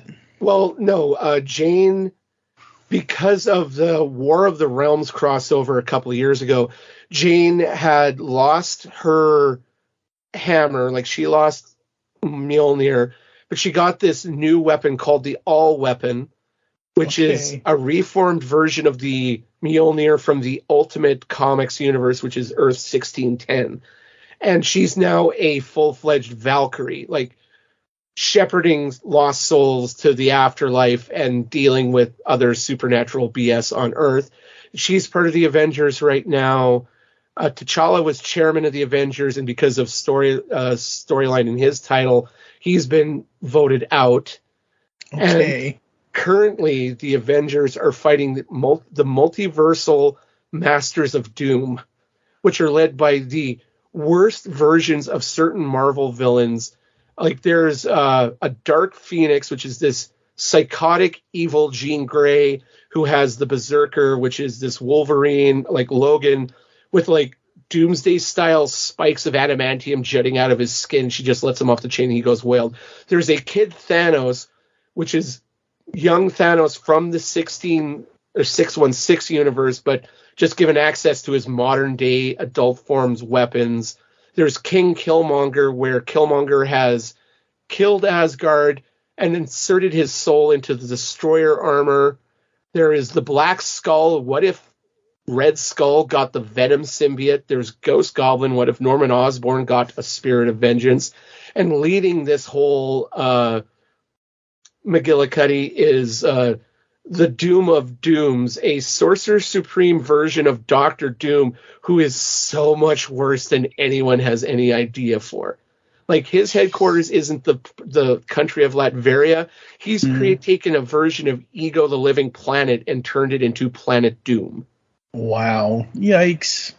And, I mean, there's so much other, like, the stuff in X-Men, if you've read that at all, where every mutant in the history of Marvel Universe is alive again and living on the island of Krakoa, because the X-Men have cloning and memory copying technologies that have existed since the early days of the blue and gold costumes. Yeah, Ryan and I covered Powers and House and Powers of X recently. I can't wait to figure out how that all falls apart. There is no way that's going to last beyond the next couple of years. Like, no way. Yeah, there's probably not a way at all. Yeah. But, I mean, that's part of the hook for me is you've got, like, you look at some of the ultra-violent Mutant Liberation Front characters from the 90s. Mm-hmm. They're living on this island and having a drink at the Blob's bar. And, you know, they'll give Wolverine the finger when he walks by, but that's it. Like, how do any of these clashing personalities live in the same freaking zip code and they haven't nuked each other yet? It's because they've all been futzed with because of Xavier. Yeah. But we'll find out. Apparently, there's a storyline coming up in the next year that they're going to, like I said, folks, I love comics. I love good comics. I love bad comics. If it's an interesting story, I will give it a chance. And I will tell you whether or not I liked it or not. But I'm not going to browbeat somebody into not reading something if I don't like it. Yeah. Yeah, absolutely. Like, that's the same way I am, where it's like, I'll say to somebody, hey, I just read this. Have you read it? If you like it, let's do an episode about it, or let's start covering it or whatever else. But half the time, as I've said on this episode and probably many other times, I'm not wasting my time on things I don't like. I'm just not going to do it. So, and the stuff that JT doesn't get to cover on this show, he has his own show, Sunday Funnies. Sunday Funnies with Mike Ashqui on the This Week in Geek. And I also do Comic Connoisseurs with Ben Carver. We've taken a bit of a break the last couple of months because life gets in the way. Yep. And yeah, me talking about comics on the internet. What a novel idea. What a concept. All right. Any other final words before I either throw to the next clip or throw to myself closing this thing out? You're never too old to read comics, but you might not be able to afford them. Oh, no, nobody can afford them anymore. I mean, $5 for one regular issue of Spider-Man. It's insane. I'm old enough to remember when it was only $1 or $1.25 for an issue of Spider-Man and Justice League. And I know people who are old enough to remember when all of that stuff was like 75 cents. I know people that know people that know people, folks. So, 10 years of the pull bag. Who knows if we're going to have 10 more years, considering a certain giant company that everyone is very primed to use is basically there's a rumor that they are going to fully destroy Comixology this October in 2023, and I'm going to hate them for it because that's just dumb. Because Kindle Comics is not a good replacement for what Comixology is and was. So I'm going to say that every time, folks. Every one of these clips in this episode, sorry about your luck, but I'm going to beat a dead horse when it comes to that. What's that? Mike Blanchard beating a dead horse? News at 11. Nay. Wilbur. Get your shit together, Mr. Ed. All right, folks, we'll catch you in the next clip where, like I said, it might be me closing this episode. I don't know what's going on. We'll be back right after this. Hey, welcome to the Last Comic Shop Podcast. A comic book podcast that actually talks about comics. Yep, each week we open the shop up and read and discuss a comic. Sometimes we pair that up with comic book movies or TV shows. Or not. Lots of times it's just comic books and sound effects. Oh, yes, definitely lots of sound effects. So tune in on all the major podcasting platforms for the Last Comic Shop Podcast. Or check out our library of evergreen shows at www.lastcomicshoppodcast.com. Like science fiction? Of course you do, or you wouldn't be listening to the Geekcast Radio Network. Well, the Marku 42's Universe Podcast is an award-winning sci-fi radio show that's been around for over 10 years. We cover everything from Doctor Who to the MCU to pop culture and everything in between. A new show drops on Tuesday mornings on the GCRN website and all of the major podcast platforms. So listen to the Marku 42's Universe Podcast from the universe and beyond. Ninja pizza? Well, what do you know? Rock, dudes. Do you realize what this is? The crucial piece of evidence we were looking for? The clue which will lead us to the heart of the evil ninja empire? No, even better. It's a place where we can get some pizza. Right on! Okay, I'll head up there and check it out. No, April. It's too dangerous. You wouldn't last 5 minutes in a ninja pizza parlor. I love saying lines like that. We better go with you, April. That's right. And besides, we're hungry. All right, folks, I am back. TFG and Mike here inside 10 years of the pull bag. This is episode 511, as I've said so far in the other 4 clips in this episode. This is going to be a long one, folks. I mean, how the hell can we cram 10 years of content into one hour or more pod? Anyway, I said at the end of JT's and mine's clip that I wasn't sure if I was going to be coming back by myself or if I was going to bring other people. And of course, how could I leave out my pizza dude, my guy who basically, and I tell this story all the time, and he knows this, whatever else. I remember back in, when the hell was this? So it was January of 2014. My God. Yeah, my God. By the way, Joe Reed is here. Hey, everybody. Hello, yes, Joe is here. We are back. We will be continuing on in the reborn era of Turtles, but that's not what this is right now. But yeah, I remember you telling me about the IDW books, and you showed me the first, I think it was either the first issue or the first trade, and I'm like, I basically put my hand out as a stop sign. Full stop, red bandanas, no. You're like, no, it's good. Don't worry about it. It's fine. I knew it was coming. Well, you knew it was coming because you'd already read ahead, and that's fine. But yeah. I'm Cartoon Turtles. To this day, I have never actively read the stories that Eastman and Laird created, as Mirage Comics with the original Turtles. With the closest thing I've gotten to the original creation that they did was Turtles Forever. That's the closest. Well, to be I don't know, totally honest, I think the closest most people can get to the Mirage without reading the Mirage is the first movie. Mm-hmm. I think that really, that was really, really close. Yeah. But I mean, at least in Turtles Forever, they actually go to the comic universe. They are actually in the black and white designs. They, you know what I mean? That's what I mean, like the closest as far as like the look of it. And you said to me, don't worry about the red bandanas. It makes sense. It works out. It's okay. I'm like, okay. And we went forth, and we have been doing Turtles. Your Comics Origins episode was September 4th of 2013, and then we started Volume 1, like I said, in January. What are your just memories of the podcast overall, or whether doing the show, or if you ever listened to it at all when you weren't on it or anything like that? Like, what are some of your memories of the Pull Bag?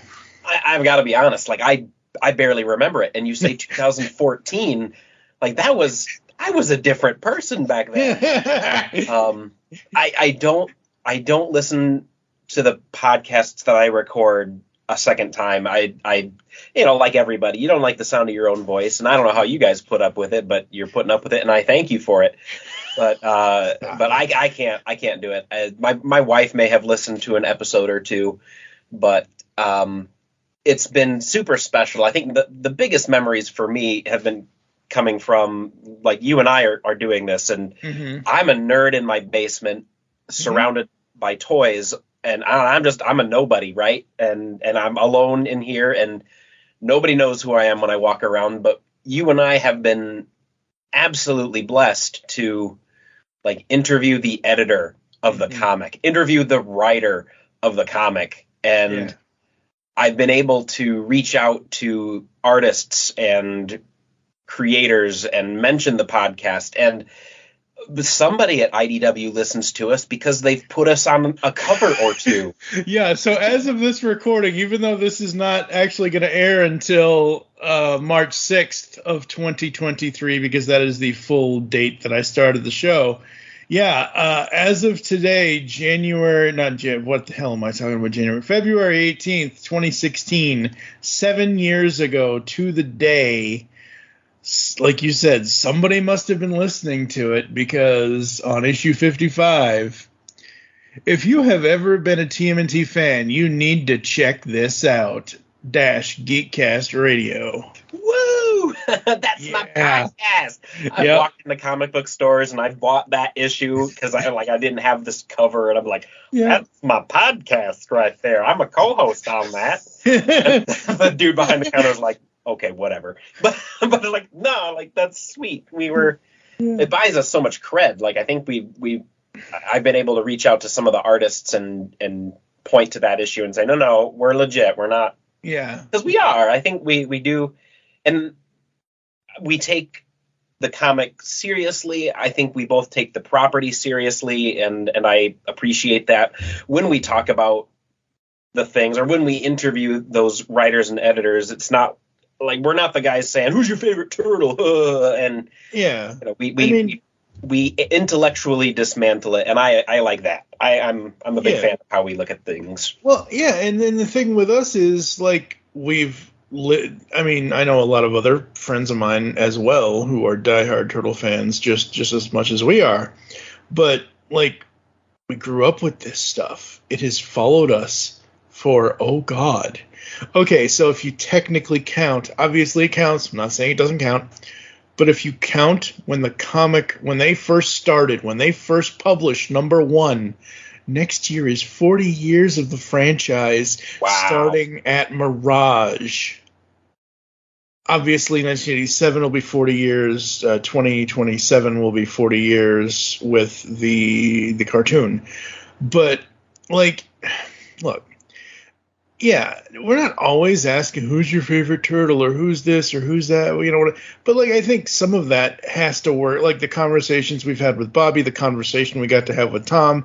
Of course, we're going to ask that question, but we're also going to ask more in-depth, like, why was this story beat done? Why was, why reincarnation? Why, what kind of metaphysical, outward bound, essential astroplaning thing, but it works. Like, it absolutely works. And yeah, I can probably count on my left hand how many episodes we have, like, really, like, nothing in the IDW run of Turtles, we're still doing it.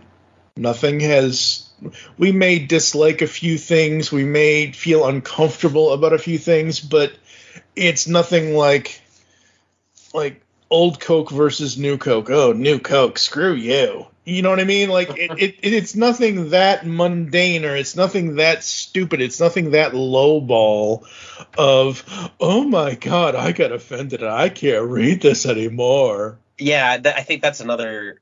It's such a key thing to what the Turtles are, is that they're genre bending. They're constantly reinventing themselves, and I hate dropping the no true fan line, but I think if you're not okay with reinvention or with a completely different point of view of the Turtles, like, where'd you come from? I mean, by the time you watched the cartoon, that was already the second or third version of the Turtles, and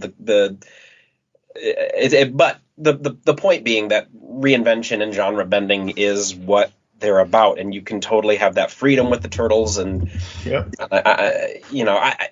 man. But yeah, you're talking about a 40-year-old property. Yep. And there's a new movie coming out this year.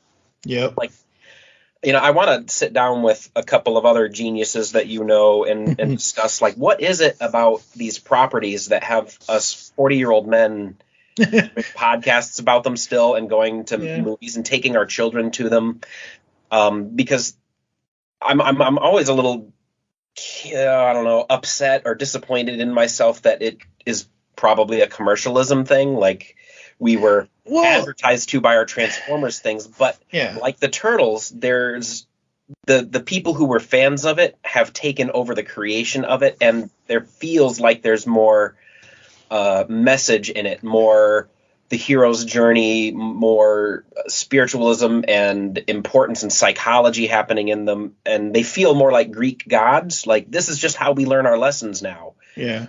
And how we comment on society and the world's problems. We create these metaphors in our comics and our transforming robots and enjoy it. Yeah, absolutely. I mean, comic books is one of those mediums that you can do almost anything and create almost anything, and you can find an audience for it, and you can, like, I'm looking through, as we're discussing this, I'm kind of like clicking through the 7 pages of episodes we have on geekcastradio.com that are just us doing Turtles, and I can't even count how many episodes we've done since 2014. I know it's probably over. If it's not over 100, it's right at 100 or something. And that's not even counting the 3 commentaries we did with the live action films, with the first 3 films, whatever. That's not counting the interview with Tom Waltz or the 2 interviews with Bobby Curnow. But just the actual, like, man, just all of it. And it's such good storytelling. It really, really is. Yeah, and they've touched a fan of what they've done with the IDW series, with the inclusion and the bringing the old stories back for this new audience with the twists that make it more palatable to my adult sensibilities. Yep. Without making it adult. I can appreciate that. And good Lord, yeah, the passion behind all of the artists and writers that are doing it. Yeah, absolutely. And, it just, and because this is now a 40-year-old franchise, and when it started, it was when IDW started in 2011, I think, with this, or 2012, or I forget when, but when we started covering it, it was the 30th anniversary of the franchise in 2014, and IDW not only set out to create their own story, they have woven in things for the past 40 years into these stories, like The Secret History of the Foot Clan, just that title, or using the title of Turtles in Time, even though it's not a direct comic adaptation of the video game, obviously, but it's using that title. When I hear that title, the first thing I hear and think in my head is the old video game. Yep. But it's its own original story. You know, Northampton, because the Turtles have a history with Northampton, Massachusetts. And I said this to you a few days ago. I'm like, I lived my entire life up until the first 13 years of my life, I was 2 hours away from Northampton because I'm originally from Kingston, Massachusetts.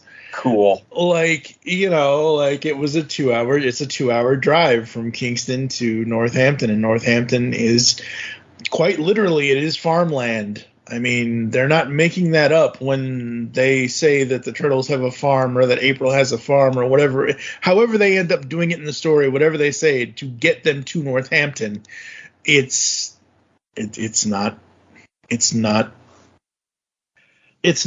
in the real world of what Northampton, Massachusetts actually is. And it's just so fun. Can't remember if I told you, but I should get you pictures. My family went to Maine, and I took them on this giant detour to go through Northampton. And we go right through the middle of downtown, this cute little, it's a tiny college town. Yeah, it is. It starts and then it's gone. And then you're going to farmland and hills. But I took a couple pictures of the outside of Mirage Studios, and we ate dinner down there. Got some neat pictures that I should share with you. Yeah. So yeah, I mean, it's been one hell of a journey, and we kind of reached that precipice of the journey with episode 425 of the Pull Bag with TMNT 100, City at War: The End, and we've released volume 1 of the but the continuing saga with 101 to 105. But it's been 2 years since I know that we released 101 to 105, but before that, it was August of 2021 when we finished our coverage of the first 100 issues of the series. And time be crazy, y'all. Oh, yeah, man. Really, it's crazy. It's nuts. And we've even got to cover some of the other TMNT things that they've done. I mean, you know, not just within the IDW universe, but like Batman TMNT 1, 2, and 3.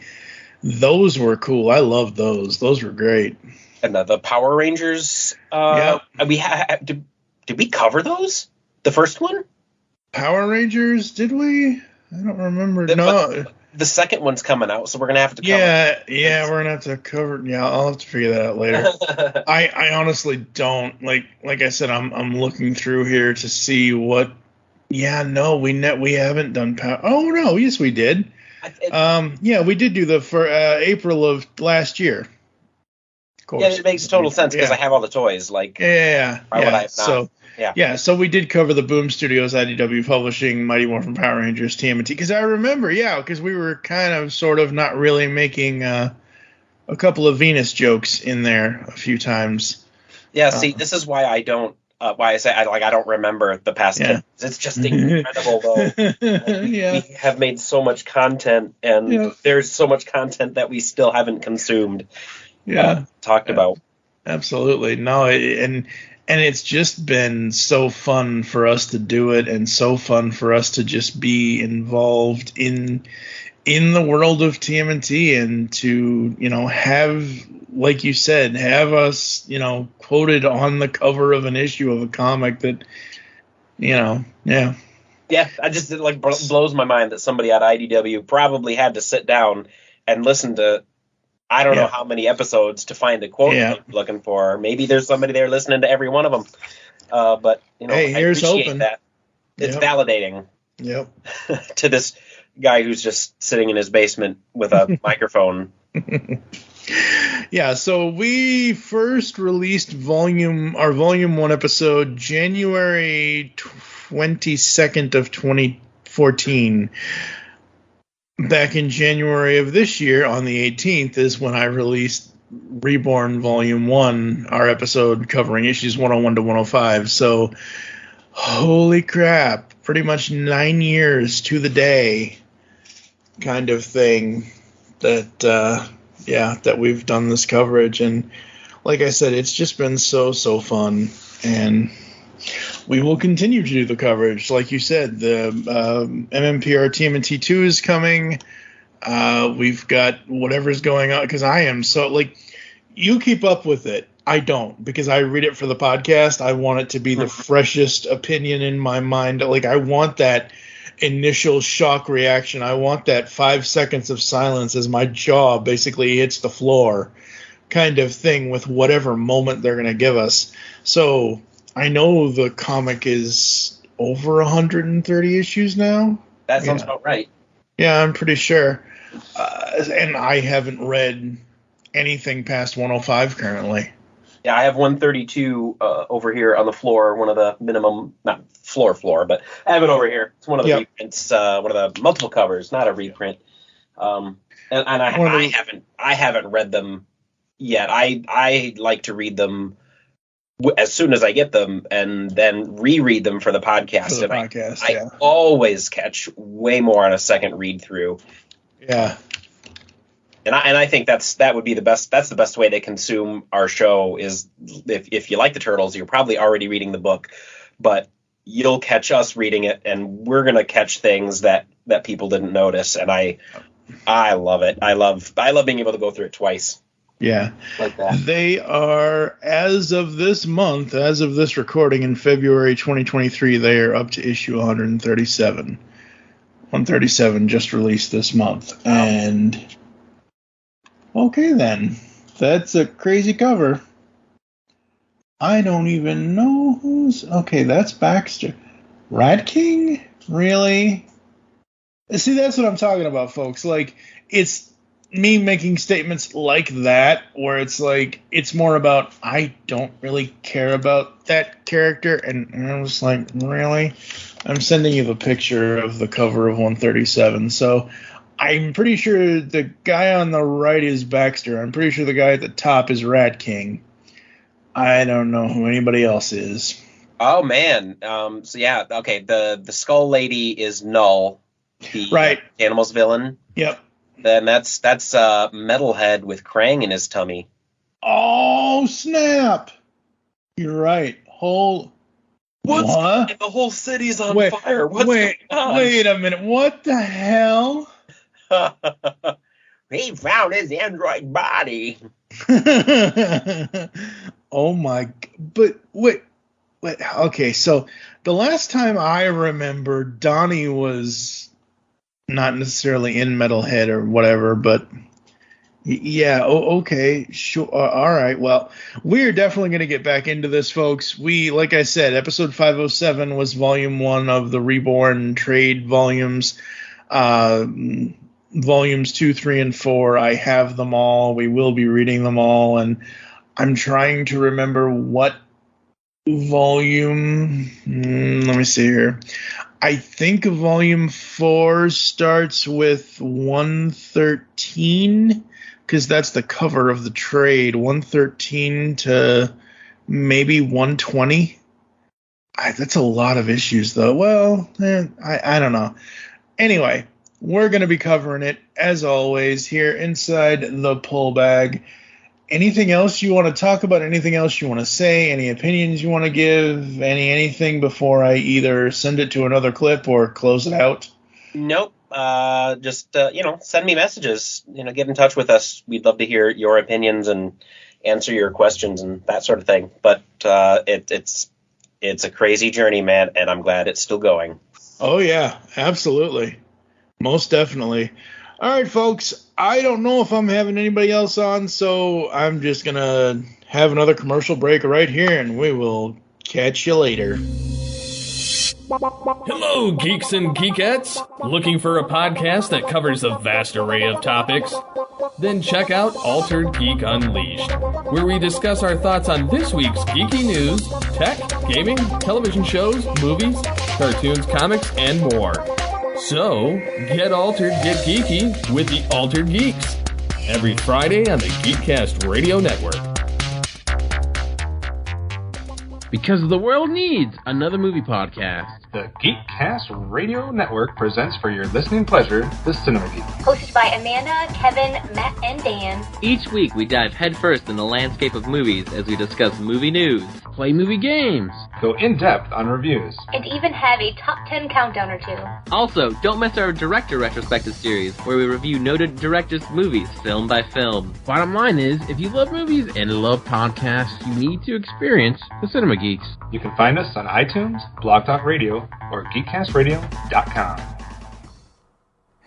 Hello? Is anyone there? Is he gone? Are they gone for a sec? Okay, so they don't know I'm here, but I'm Mikey from Moonbase 2, and we're a Transformers podcast that occasionally talks about Transformers and mostly talks about everything else. And since we sent in some answers to this top 100 Transformers, I thought I'd just stick this little segment in when they were editing when no one was looking. And if you're interested in us, we talk about comics, we talk about the movies, we talk about cartoon shows, we mostly talk about news at the moment because nothing else is happening. And we also do Patreon exclusive shows. You could check us out at moonbase2.libsyn.com, and we're on Patreon, www.patreon.com/moonbase2, and we've got the Moonbase2 Twitter. And you can send us an email at moonbase2@gmail.com. And really anything. And you know, just don't tell him I was here. It's lovely talking to you. Enjoy the show. Do you know John Hyatt songs? Maybe you know them from being covered by Roseanne Cash, Three Dog Night, the Neville Brothers, Emmylou Harris, Eric Clapton, B.B. King, Jeff Healey, Bonnie Raitt, or literally hundreds of others. Maybe you have some of his albums on your shelf, or in your cow-horned Cadillac right now. I'm Jesse Jackson. And I'm Sylvan Groff. And we're going to dive in from A to Z. Join us on the Perfectly Good Podcast. We're going to discuss all of your favorites and uncover some forgotten gems, from Aces Up Your Sleeve to Zero House. Rate and debate every John Hyatt song on the Perfectly Good Podcast. Have a little faith. I have broken Rita's evil spell, and now I step into the white light. All right, ladies and gentlemen, this is clip 6 of I don't know how many at this point here inside the Pullbag, episode 511, 10 years of the podcast. Joining me is... oh, boy. It is Jesse Ras. Hello, Woo! 10 years, man. That's right. Man, double digits. I'm old. Yeah, you know, I mean, can't wait till we celebrate the Sweet 16 of this podcast. You know, you get your license. You know, pretty soon you'll be going through podcast puberty. It's gonna be a thing. Yeah. Oh, if only Bart Simpson was around right about now. But Jesse is here, and Jesse, out of all the guests to this point in the podcast, has the shortest amount of time. Which is crazy to me, though, because we were going over it, and I was like, man, has it been? Because it's been like what, 4 or 5 years for me. Yeah, so it's been 7 years for you. Yeah. Wow. See, yeah. So you're well. I'm trying to make sure I get the math right. My mom died in 2015. That was 8 years ago. So 2016 was 7 years ago at this point. Mm-hmm. Yeah. So March 9th of basically pretty much a week after your birthday that year. Yeah. Yeah. I'm the podcast baby. Yes, you are. But no ways than one. Podcast baby, he makes your dreams come true.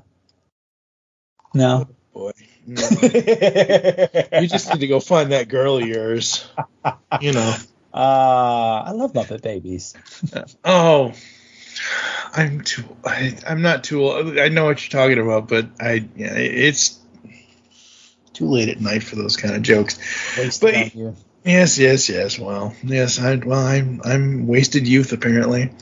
So Jesse joined me back, like I said, in 2021, which feels a hell of a lot longer than what it actually was.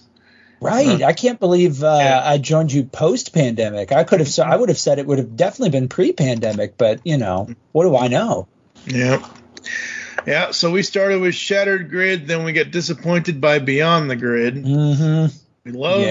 We loved Pink. We went through the Necessary Evil, and then we went through the Aftermath. We weren't able to lock in schedules for me, you, and Joe to do MMPR TMNT. Joe did that with me. Mm-hmm. But hopefully, because as Joe mentioned in his clip, I think we mentioned this, but IDW and Boom Studios are teaming up again for MMPR TMNT 2, Secret of the Morphin Ooze. No, yeah, well, you know what it's going to be called. I don't know how the comic sales did, but I know the toys sold pretty well. So like when I kind of saw that, I was like, oh yeah, they're going to do more. They're totally doing more. Yeah, absolutely. Which I don't know. Well, obviously that's not the first time that Turtles and Power Rangers have come together, although it's probably the most successful. It's the best time Turtles and Power Rangers came together. That other time, we don't really talk about her. Well, but you know what, though? Here's the thing about that, not to go off on this tangent, but you got to think about it. At the time those two franchises came together, it was kind of at an all-time low for both of them, because In Space was supposed to be the last season because ratings had kind of declined. Now, things kind of picked up as they got toward the end and things like that, and the ratings, were saved by that finale. But really, it was a low point for both of the series, and so I'm glad in the comics they were able to kind of give it another try and do it the right way, because those are two franchises that have had like monster toy histories, and so I think that's probably, someone will correct me if I'm wrong, but I think that's probably like one of the biggest combining of two toy juggernaut franchises that I've seen, like those kind of world at that time. So, yes. Yeah, most definitely. Because I don't remember, just off the top of my head without doing any research, I do not remember any specific other than like Transformers and G.I. Joe. But that's yeah. But back then, when those two things were going on, I can't think of. I mean, that would have been like if you'd done this in the 80s, that would have been like you said, Transformers, G.I. Joe, or like He-Man and Transformers having a crossover. That's probably what would have been more accurate, because you have two very different worlds kind of crossing over. G.I. Joe and Transformers feels like that actually those two worlds could fit very easily together. So, but yeah, so, so not to go off on that tangent, but yeah, I'm glad they're getting a second round on that. Yeah, absolutely. And the funny thing is with Venus is, last year she returned to the after 24 years, Venus returns in IDW's TMNT 127. And basically what Sophie Campbell, who is writing the Turtles now, says that I had basically been trying to make a Venus comeback happen for a while, and I almost can't believe it's finally happening. Venus will make her debut in 127 on sale March 16th of 2022 as part of the story arc that concludes in issue 130. Her story will continue in this year's TMNT, the Free Comic Day from last year. So I have no, I just didn't like Next Mutation because of the style and because of the lack of budget. Well, I was gonna say poor production, but that's probably more accurate. Lack of budget, and because of poor production because of lack of budget. But you look at, they're trying to now. Granted, that's something that you could do probably fairly easy now because of the way technology is, although it would probably look like crap because it would all be computer on a TV show versus the movies. But, I'm glad someone's taken another risk with Venus, because I have rewatched the In Space episode. I haven't gone back and rewatched the Turtles, the Turtle show. But I think the problem with her wasn't the idea of her. It was just that no one knew how to write for girls on a kids show. I mean, nobody really knew how to write for women, period. But on a kid's show, they were usually especially bad, and so they had no idea what to do with her. They didn't. It was just bad all the way around. I feel like if it had been done in the last 5 years, it would have probably been done a lot better. Although there's a lot of kid series that don't know how to write for women still, but true. The average has gone up a little bit since then. Yeah, I would hope. I mean, come on. But yeah, so she's just not really well done. I think a female turtle could totally work. I don't know about yeah, you're right. A female turtle in stance of live action type stuff today, most likely. Right. When you said that, I'm thinking, I guess you haven't read most of the turtle stuff because it's already worked. Because no, I meant live action. Okay. As we found out in the Power Rangers comic book series, there's a lot of things that work really well in comics that don't work. Yeah, or just haven't been done the right way for various reasons on the TV show. I mean, that was kind of what to encapsulate all of our conversations about the Boom Studios comic was, this is stuff that aged up a little bit towards its original target audience, which is why it's been success, because you get the nostalgia, but you also release a product that is targeted at your original audience where they are intellectually now. And it's dark, but it's not that video with James Vanderbeek dark. It doesn't go that far. Wait, are you talking about Shattered Grid?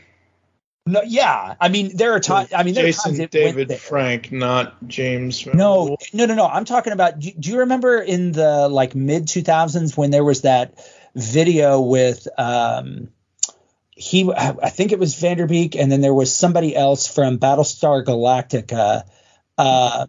And it was that super dark Power Rangers fanfic, and at first everyone was like, "Oh my god, this is awesome!" Zach just totally, he's a drug lord now or whatever.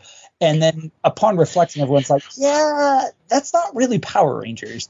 Yeah, Boom Studios managed to go more in that direction, but still keep in line with what the original show was, and especially after you get out of Shattered Grid and you start exploring the world of the Coinless and what the hell happened to Jason, it gets pretty dark. But again, I don't think it quite goes to the extent that that video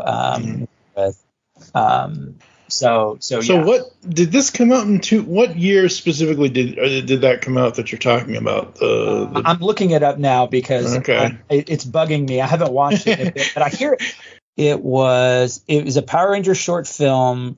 I want to say it came out in 2015. Oh, that's okay. You know the one I'm talking. Katie Sackhoff. That's who it is. It's James Vanderbeek. Katie Sackhoff are in it.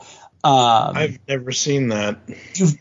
Go look it up because, and then just be prepared to be like, what the fuck did I just watch? But it's like this gritty thing where you find out they've all grown up and Rita has won, and it's like I said, when it first came out, this is before we had the Boom Studios comics, and so it was really the first time somebody had done something with the Power Rangers franchise outside of the show or the movies. Or even I don't even think Bat in the Sun. I think Bat in the Sun had started doing some of that stuff with JDF. Yeah. And so it was certainly kind of in that vein a little bit. And you say Zach ended up a drug dealer? Just watch it, man. I can't. No, I'm asking. I will watch it, but I'm asking because I wanted to point out something. This is why I asked when was this released, because actors be acting, and whatever roles you get is whatever roles you get. You're an actor. You play roles. That's what it is. You shouldn't ever be locked into one thing. But let's face it, from 1993 to whenever it was that his last one was at the time, Walter Emmanuel Jones was Zach Taylor, was the Black Ranger. So let's just say I kind of fell off the train of Power Rangers somewhere around 98, I guess. Mm-hmm. And then, and I remember this like it was literally yesterday. It's been 21 years this coming March. No, 22. Wow. 20. No, yeah, it's 21. 20 it's 2002, so 21 years. 21 years this in a few days actually, folks, as you're hearing this. FX launched their original programming with The Shield. Oh, yeah. And as The Shield progressed through, we have Walter Emmanuel Jones as Rondell Robinson, the drug dealer. That's crazy. So here's the synopsis for this. I think it was called Power Rangers Unauthorized. Okay. And so the Machine Empire defeats the Power Rangers, destroys the Megazord in battle. So we're all after that. Earth's government negotiates a truce with the Machine Empire, and the Power Rangers are basically disbanded. Years later, Rocky, played by James Van Der Beek, has defected to the Machine Empire.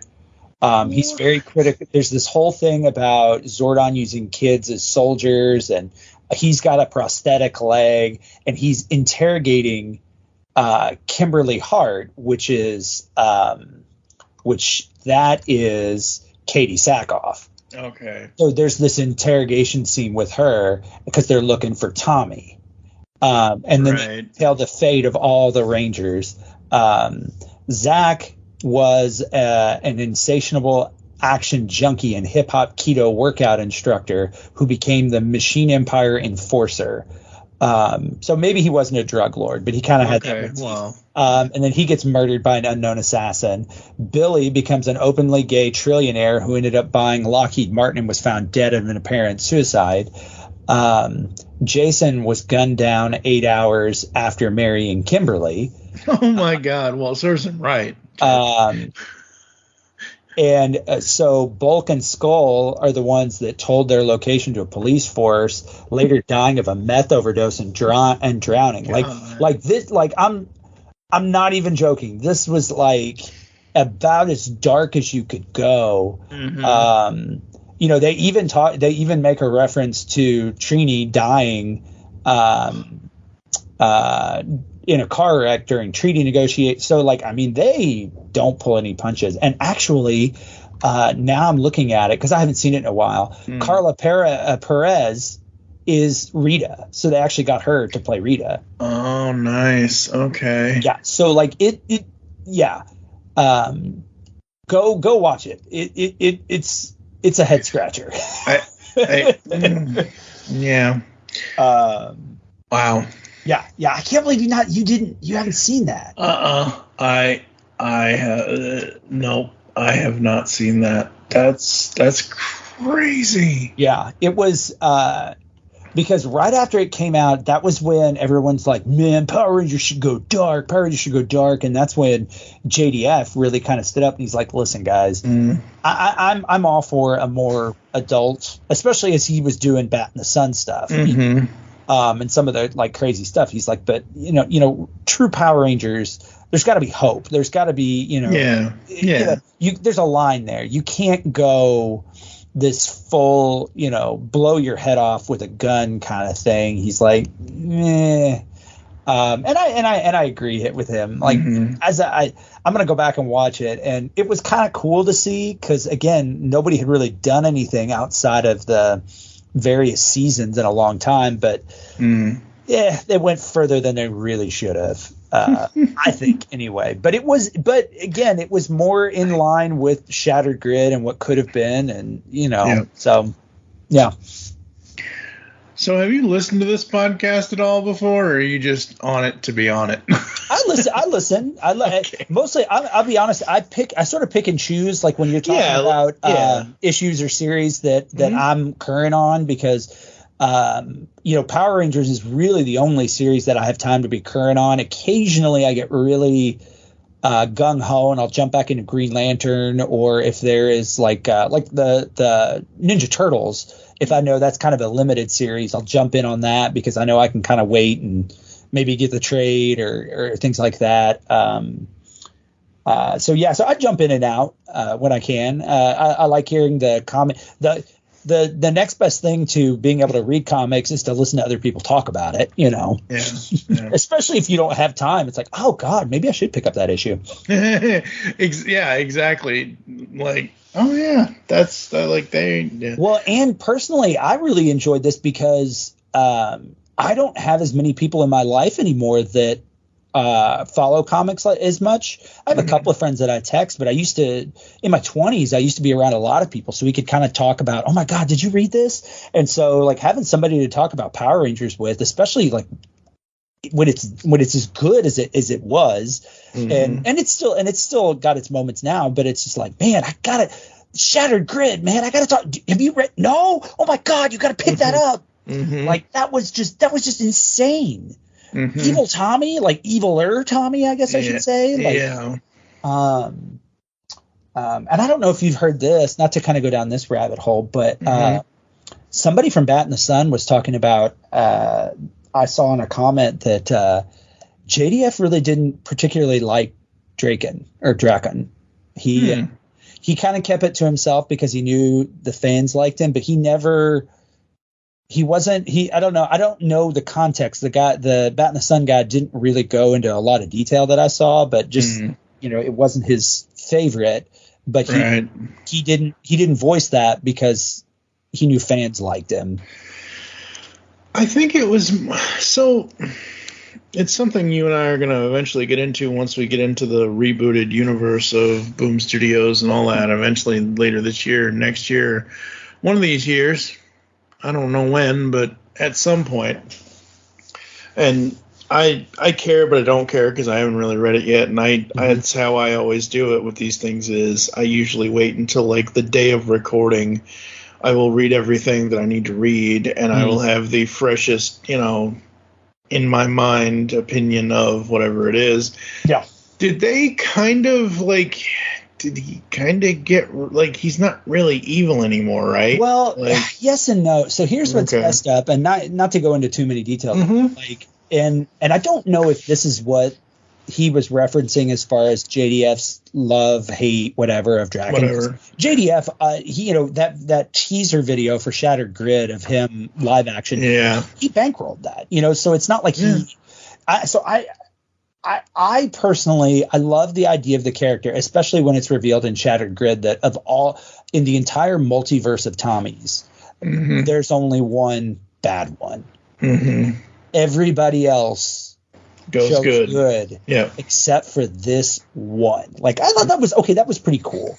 Yeah. What I don't like is he's kind of been, how in video games where you play against the boss, and then you get to play as the boss, and the boss character is significantly weaker when you play him than when you're fighting against him. That's what they've kind of done with Draken, because Shattered Grid was kind of his end, and then like not that long later, like maybe 6 months later, it's like, oh look, this comet comes to Earth. Boom, it landed. Oh my God, it's Draken. And and it's just, he's the guy and then they had this whole side adventure with Jason and them, and then he escapes, and then he's kind of a threat again, and then they've watered him down, and because I think they use him too much because he was so popular and everybody loved the suit and the concept, and so I hate it because it's too much. I think they need to let that character just, he should have been dead or gone. Yeah. And then if you want to bring him back, wait 2 years, whatever. You can't make a new ultimate baddie. I mean, I don't know if you're watching or following any of the current Power Rangers TV series. No. I'm actually kind of liking Dino Fury. I'm watching it with my son, and what's interesting is they tie in a little bit of the Boom Studios lore, not like word for word canon, but like there's Morphin Masters in this. I've seen various promos. Oh wow, okay. Which is really sad because the guy that they have voicing him is not. is nothing close to Robert Axelrod. Yeah.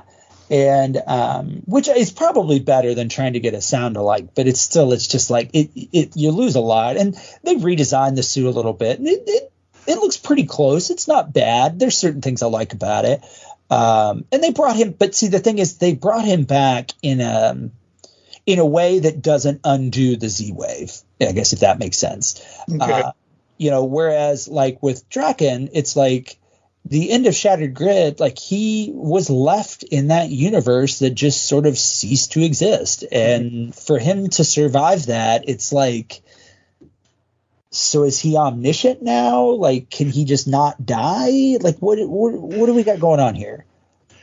And I'm not sure there's anyone out there currently, even though his passing is still very close. Mm-hmm. I just don't know if there's any. Look, no disrespect to the people writing the book, but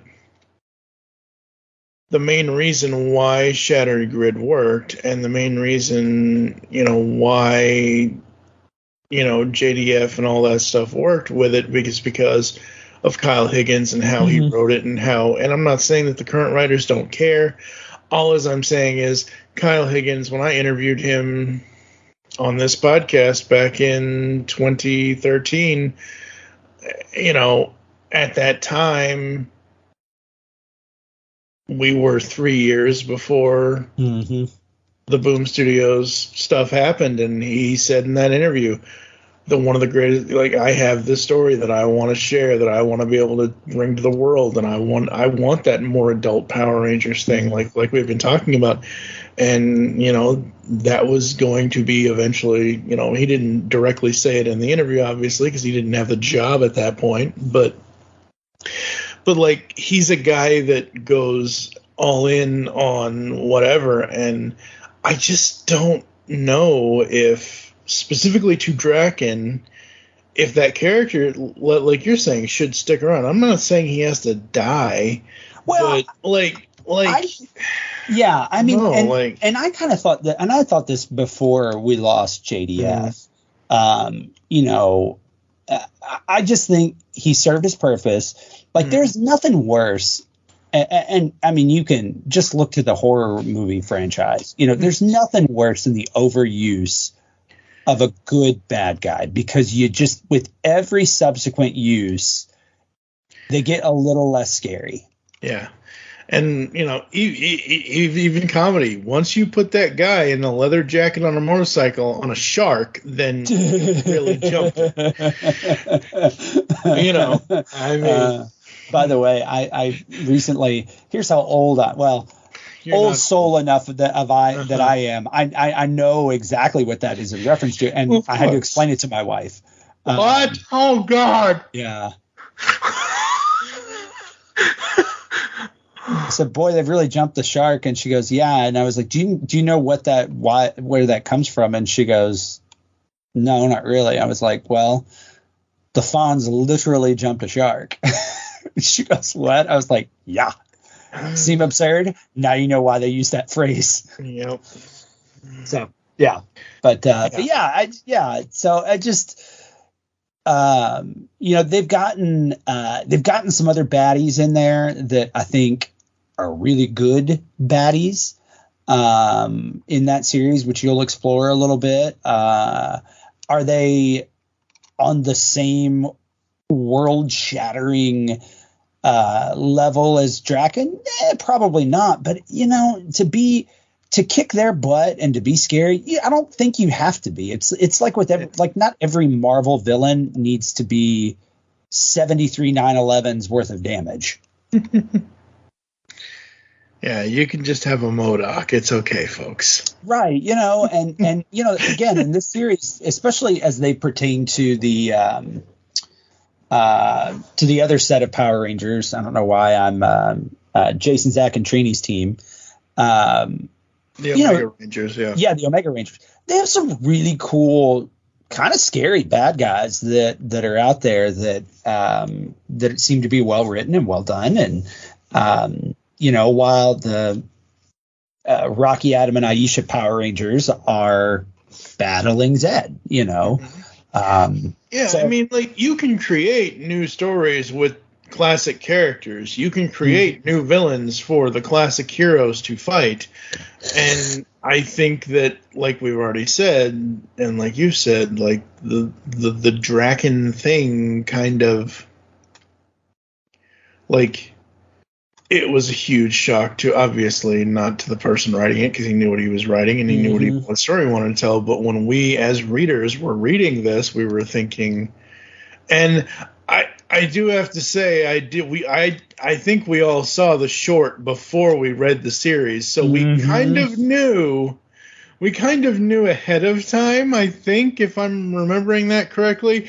But still, going back and reading Shattered Grid, like the buildup of anticipation Kyle Higgins wrote in that book of who the hell this guy is, even before that, the first 5 volumes of the main MMPR ongoing that he was writing at the time, the first, 24 issues before issue 25, like, you know, that was some good build-up. That was some good teases here and there. Issue 25 to 29 or to 30 gets here, and it's like, oh, okay, we understand this now. And now what we need to do is we need to find or create a new threat or a different threat or some other, not necessarily villain of the week, but a new villain that can solely exist in the comics that doesn't necessarily have... Because let's face it, the shows... The classic MMPR show, like Rita and Zed and Mondo and Divatox, kind of, sort of, maybe, but not really, were the 4 main... Obviously, Rita and Zed were the 2 big ones, but, like, you know, those were the villains. Those were the whatevers. Well, now you need to go and do something else, like, because Time Force is its own thing, SBD is its own thing, and yes, they all kind of cross over and things like that, but, like Rancic essentially is the Lord Zed of Time Force. Like, you need to find something. And even Rancic got his, at the end of the television series, got his redemption kind of thing, just like Zed did. Like, because, again, this is a technically, quote-unquote, kids' property, and they don't want, you know, kids thinking that the villains are always going to be... I mean, I don't know. This whole thing of making a bad guy good for, like, however long it is, or what, I don't know. It's just a weird concept. If there aren't bad people in the world, then how the hell are the good people supposed to do good? That's a very philosophical question, there, Mike. Well, it's a balancing act, and I can't sit on a balance beam anymore. Well, do you know? Do you know the latest news about the series and the direction that they're taking it?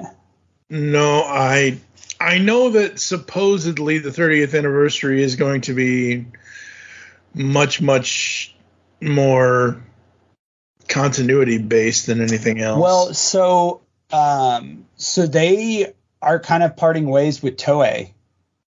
So this next season of Dino Fury, like, these are suits. So if you look on, like, Instagram and you see the new suits, those are not Sentai suits. Those are new designs.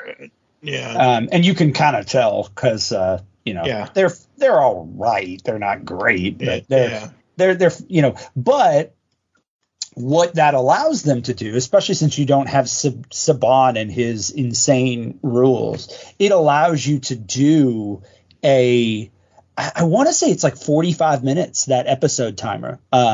Which normally, you know, we would be lucky to get a 20-minute nod. But it allows you to, because it's Netflix, you can do a little bit longer, but also you can do something in service of the history, the nostalgia, the lore. Hopefully, because you're Hasbro, you're going to have some toys to back it up with a little bit, but you're not as locked into this. Oh, well, we'll do Forever Red, and I'll write you this check, but you have to write in this terribly animated motorcycle that somehow defeats the most epically awful and scary Zord to ever exist. You don't have to do that bullshit. Look, there is one moment in maybe 2 in Forever Red that are absolutely amazing, and obviously that the action scenes are not it. It's basically when Bulk and Skull are cowing down. Sir, the phone, it rang, oh my God. You see the hand, you see the face, and then we see, who we see with Tommy. And then obviously, like, that moment, like, because us looking back at it, like me looking back at that moment now at Nasada Space Center when the two leather jackets meet, and the one leather jacket doesn't really like the other leather jacket because it's brown or black or tan or whatever. Maybe it's mauve or I don't know. It's some sort of color. And you think, okay, are they going to come to fisticuffs or are they just going to, shake hands and obviously they do the little fist whatever handshake thing and then those were moments and I barely remember that Andros used his motorcycle to defeat Serpent. No, it wasn't Andros. It was old dude from Wild Force, because that was. Right. That was yes. Cole. Yes. But that was the thing. But that was always the edict. It's a team up episode, but regardless of the fact that the previous Rangers are more powerful. They basically have to make the current team look good in some way, shape, or form, which sometimes that works. Sometimes, like the other anniversary episode, the one that occurred during Overdrive, which that's the only reason to watch Overdrive, is that, which was a two-parter. Yeah. But like the thing that makes no sense was the replacement Rangers were significantly better in every way than the Overdrive Rangers. Especially that leader that they had. I mean, come on. So, but to get back to the comic, the fun thing about the comic is it's basically like those anniversary sort of team-up shows, because you can do that in the comics. And that's been what's been really cool is when they find ways in the story to kind of give those, or in those one-offs. I've been, every time I'm on here, I'm harping. I'm like, keep the series going what it is, but just keep those single season books like Sins of the Future and no, not like Sins of the Future. Screw that one. Okay, all right. I'm saying like the books that he's talking about, folks. Sins of the Future, Psychopath. Those specific one-off, like they're beginning, middle, ends. That's what you're talking about, right? They allege it. The Psychopath answered some unanswered questions about the Psycho Rangers, what ended up happening to them, tied up some loose threads. The Time Force one was supposed to, and only just made everything more confused and my head hurt. There's one that was supposed to explain the Phantom Ranger, also very confusing, not as bad as Time Force, but still not great. Very much sort of out there. So those kinds of things, I freaking love those. Like, a lot of people are like, man, are they going to get past MMPR and then get into Zeo and then do all this? And it's like, no, I don't think you have to do a retelling of every season, because obviously certain seasons are probably lend themselves better to this. And there's certainly more nostalgia tied to the MMPR than there is any of the later seasons, especially like Lost Galaxy or Overdrive. And Lost Galaxy wasn't bad. Lost Galaxy was really good, actually. I mean, it was a nice little self-contained story. But the thing is, like in these comics, like I'm saying about find a new threat, find a new, comic or originated villain or something, or create one. And yes, I know technically Draken was that, but Draken is also like we've said, an evil Tommy Oliver. Well, find something that doesn't have to be an evil insert classic Power Rangers character name here, whatever it is. Right. You can still use the classic teams. You can still use the Omega Rangers or the Mighty Rangers. You just have to put them in situations that are completely. I remember even as I was reading it and as we were talking about it, not obviously because of the company of who I'm talking about the stuff with, but when we covered Beyond the Grid, I was fading fast. I'm dude. Oh God! Can this be over already? And the thing is, they have very much deviated from actual show continuity. You know, with the introduction of the character. You know, of the character. Yeah, and that's what I'm saying. Like, and that's not a terrible thing. Like with the introduction of the character of Matt, the second Green Ranger, and Grace Sterling, and all of that stuff. You know, it's still kind of the same premise, but they've added their own twist to it, and it's good. I think I enjoy it. I like that, but I don't think you're going to have the level of success with your comics if you move on to other seasons like they have sort of milked this. You know, I like that they created the Omega Rangers. That's fine, but I think if you're going to pick another season to do a long thread like they've done with MMPR, I think you need to be very, very careful about which one you pick, because you have to have one that has that same nostalgic place that MMPR does, and I don't really know. I don't know if you're going to find it. I don't think you are, honestly. You know, I'm really hoping that you know, maybe they do like a one-off for RPM, because I kind of would like to see, you know, what happened to that particular world at post Vengex. Although, not to spoil anything about Beast Morphers, but the bad guy. I've seen the first season of that. Well, so what ends up happening is, so the villain of Beast Morphers is, I can't remember his name, but he's sort of stuck in the morphin grid, or he wants to get in there, and he's been trapped, and so they fight him. Well, then they eventually find out that Nate developed the Beast Morphers by studying other morphers, and one of the morphers he studies is the red RPM morpher, and the Vengex virus gets out and becomes this new villain in our world. So it totally ties into that last episode of that, you know, that cliffhanger that it's like, are they ever going to address that? So that was really nice they did that on the show, but like, I wouldn't mind if they tied up some other loose ends in a one-off there. I mean, there's a lot hanging out there that you can have some fun with in a one-off. Again, I'm still waiting for what happened to the fucking Zeo Crystal. It just disappeared. Did you? By the way, have you read? I finally found a couple of people who talked. I think it was Catherine Sutherland who's talking about the Turbo movie, because apparently it was cut for time. But the reason why they had to go turbo is water is the Achilles heel for the Zeo powers. Now, why you would go turbo because you have a water-based villain and you're going to go cars makes even less sense than water being the weakness of the Zeo Rangers.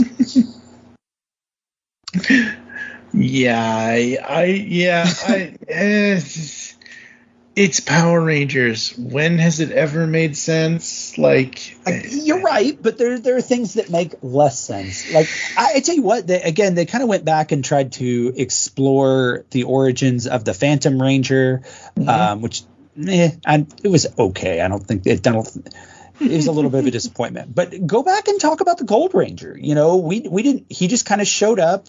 He's a triplet that's kind of one person sometimes, kind of not. Like, go and explore Triforia. Like, that's a cool dynamic that you could totally do a one-off storyline on. You know, you could even tie an older Jason into it. Maybe, you know, there's another problem and they have to figure out a way for Jason to reassume the Gold Ranger, or you know, something like that. Like, that's a great example though of another thread. Because I don't even know if you advance them up to Zeo, if that's enough to keep people interested in the comics. Yeah, I don't know. I need to eventually read them and figure it out for myself, because like I said, after Beyond the Grid, I was like, it gets better, and there's a whole lot that they explore with Zordon's past and the Eltarians and stuff, which is really cool. I think they do a pretty decent job of that, although they kind of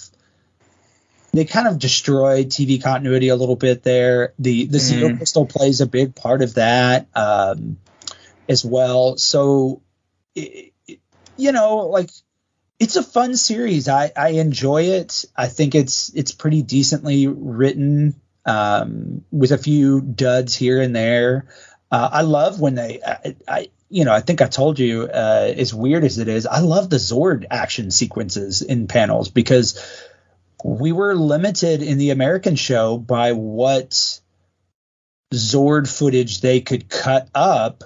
Especially the Thunder Zords. The Thunder Zords, half the time, if you go back and watch it now, and I'm going to ruin the series for you, and I apologize, but any time that it cut to a shot of the Megazord just waving its sword or doing something, and then jump cut to the monster getting blasted, and there's no in between, it's because the monster was a Zhu Ranger, and the were Die Ranger. And so there's a lot of jump cuts in there. So they got really lucky.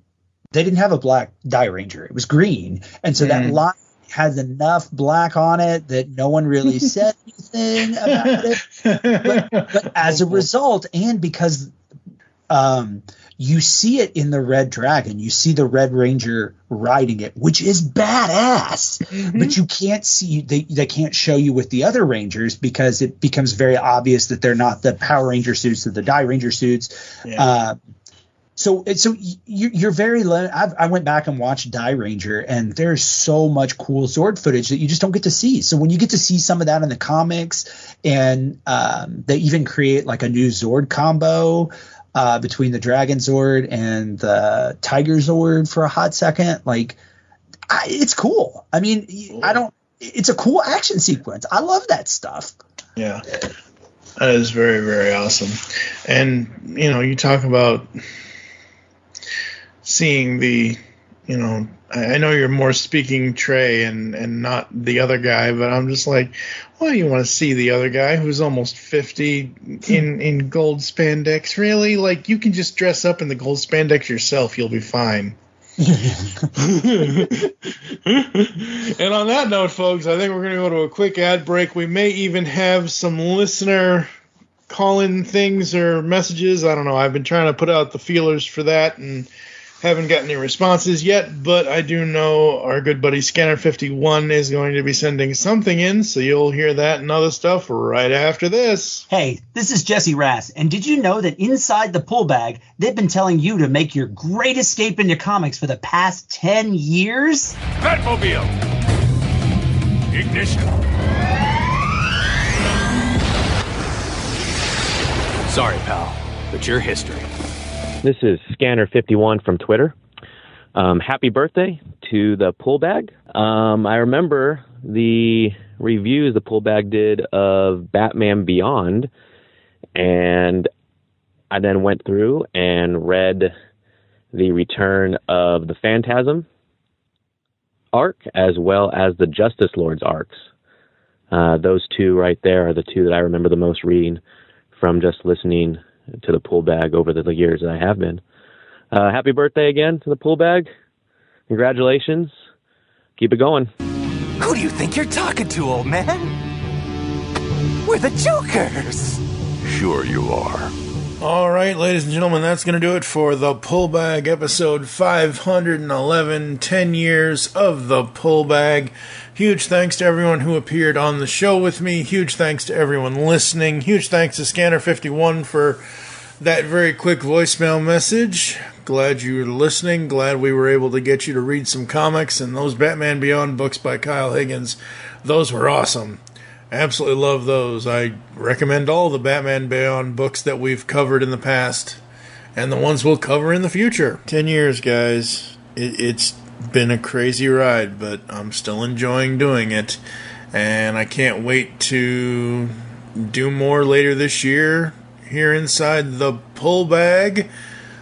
Up next, we've got 2 episodes for Batman Beyond Neo Year, so there you go, Scanner 51. JT and I talked about the Jackson Lansing, Colin Kelly written Batman Beyond Neo Year with Max Dunbar on art. So that was pretty cool. And coming up, we've also got more Origins and other stuff as well. For now, though, as always, thank you for joining us here inside the Pullbag. If you'd like to get in contact with us to leave feedback for the show, there are several ways to do so. Visit the website, geekcastradio.com, where you can listen to and comment on all of our content. Send an email to feedback@geekcastradio.com. Here are all the ways you can listen to us nowadays. Apple and Google Podcasts. Leave us reviews, please. Spotify and any other podcatching client you choose to use. Follow us on Twitter at GeekCastRadio for the network, at The Pullbag for the show. I am at TF2 and Mike. You can follow at SCP21 for Steve, at JT from Saskatoon for JT, and all the other Twitters will be in the show notes, folks. Become a fan on Facebook. Go to facebook.com/GeekCastRadio Network. You can also go to the Pullbag over there as well. Join us next time. As I mentioned, we will be doing issues 1 through 3 of Batman Beyond Neo Year with myself and JT for JT for Saskatoon. There you go. For now, I am TF2 and Mike. As always, make your great escape into comics. I'm comic fan Jesse Ras, and I hope you enjoyed this episode of The Pullbag. And after 10 years, we will always tell you to make your great escape into comics and jump inside the Pullbag today. Shit! Language! At long last is lasting a little long, boys. Yeah. I think we lost the element of surprise. Wait a second. No one else is going to deal with the fact that Cap just said language? I know. You've just heard the latest episode of The Pullbag, the GCRN's first comic review and discussion podcast. There are several ways to get in touch with us and leave feedback for the show. You can visit the website, geekcastradio.com, where you can comment on the episode and all of our different podcasts. You can rate and leave a review for the show on iTunes. Be sure to leave us feedback. Become a fan of us on Facebook, facebook.com/thepullbag. Send us an email, feedback@geekcastradio.com. Follow us on Twitter @thepullbag and @geekcastradio. So until next time, make your great escape into comics and unleash the geek in you. What's with you anyway? I can't help it. I'm a greedy slob. It's my hobby. Save me! Hassan Chop! Him go that away. Push it! Push it! I was just going to say, that's a jumping off phrase right there. And we'll be back with a much calmer. It's like, wait. You want us to... No. You should put us at the end of the podcast then. So we can go out like a bomb, you know? Yeah. Podcast bomb. Oh, Lord. All right. Ladies lining up, waving those pom-poms, and now they come for another Vegas bomb.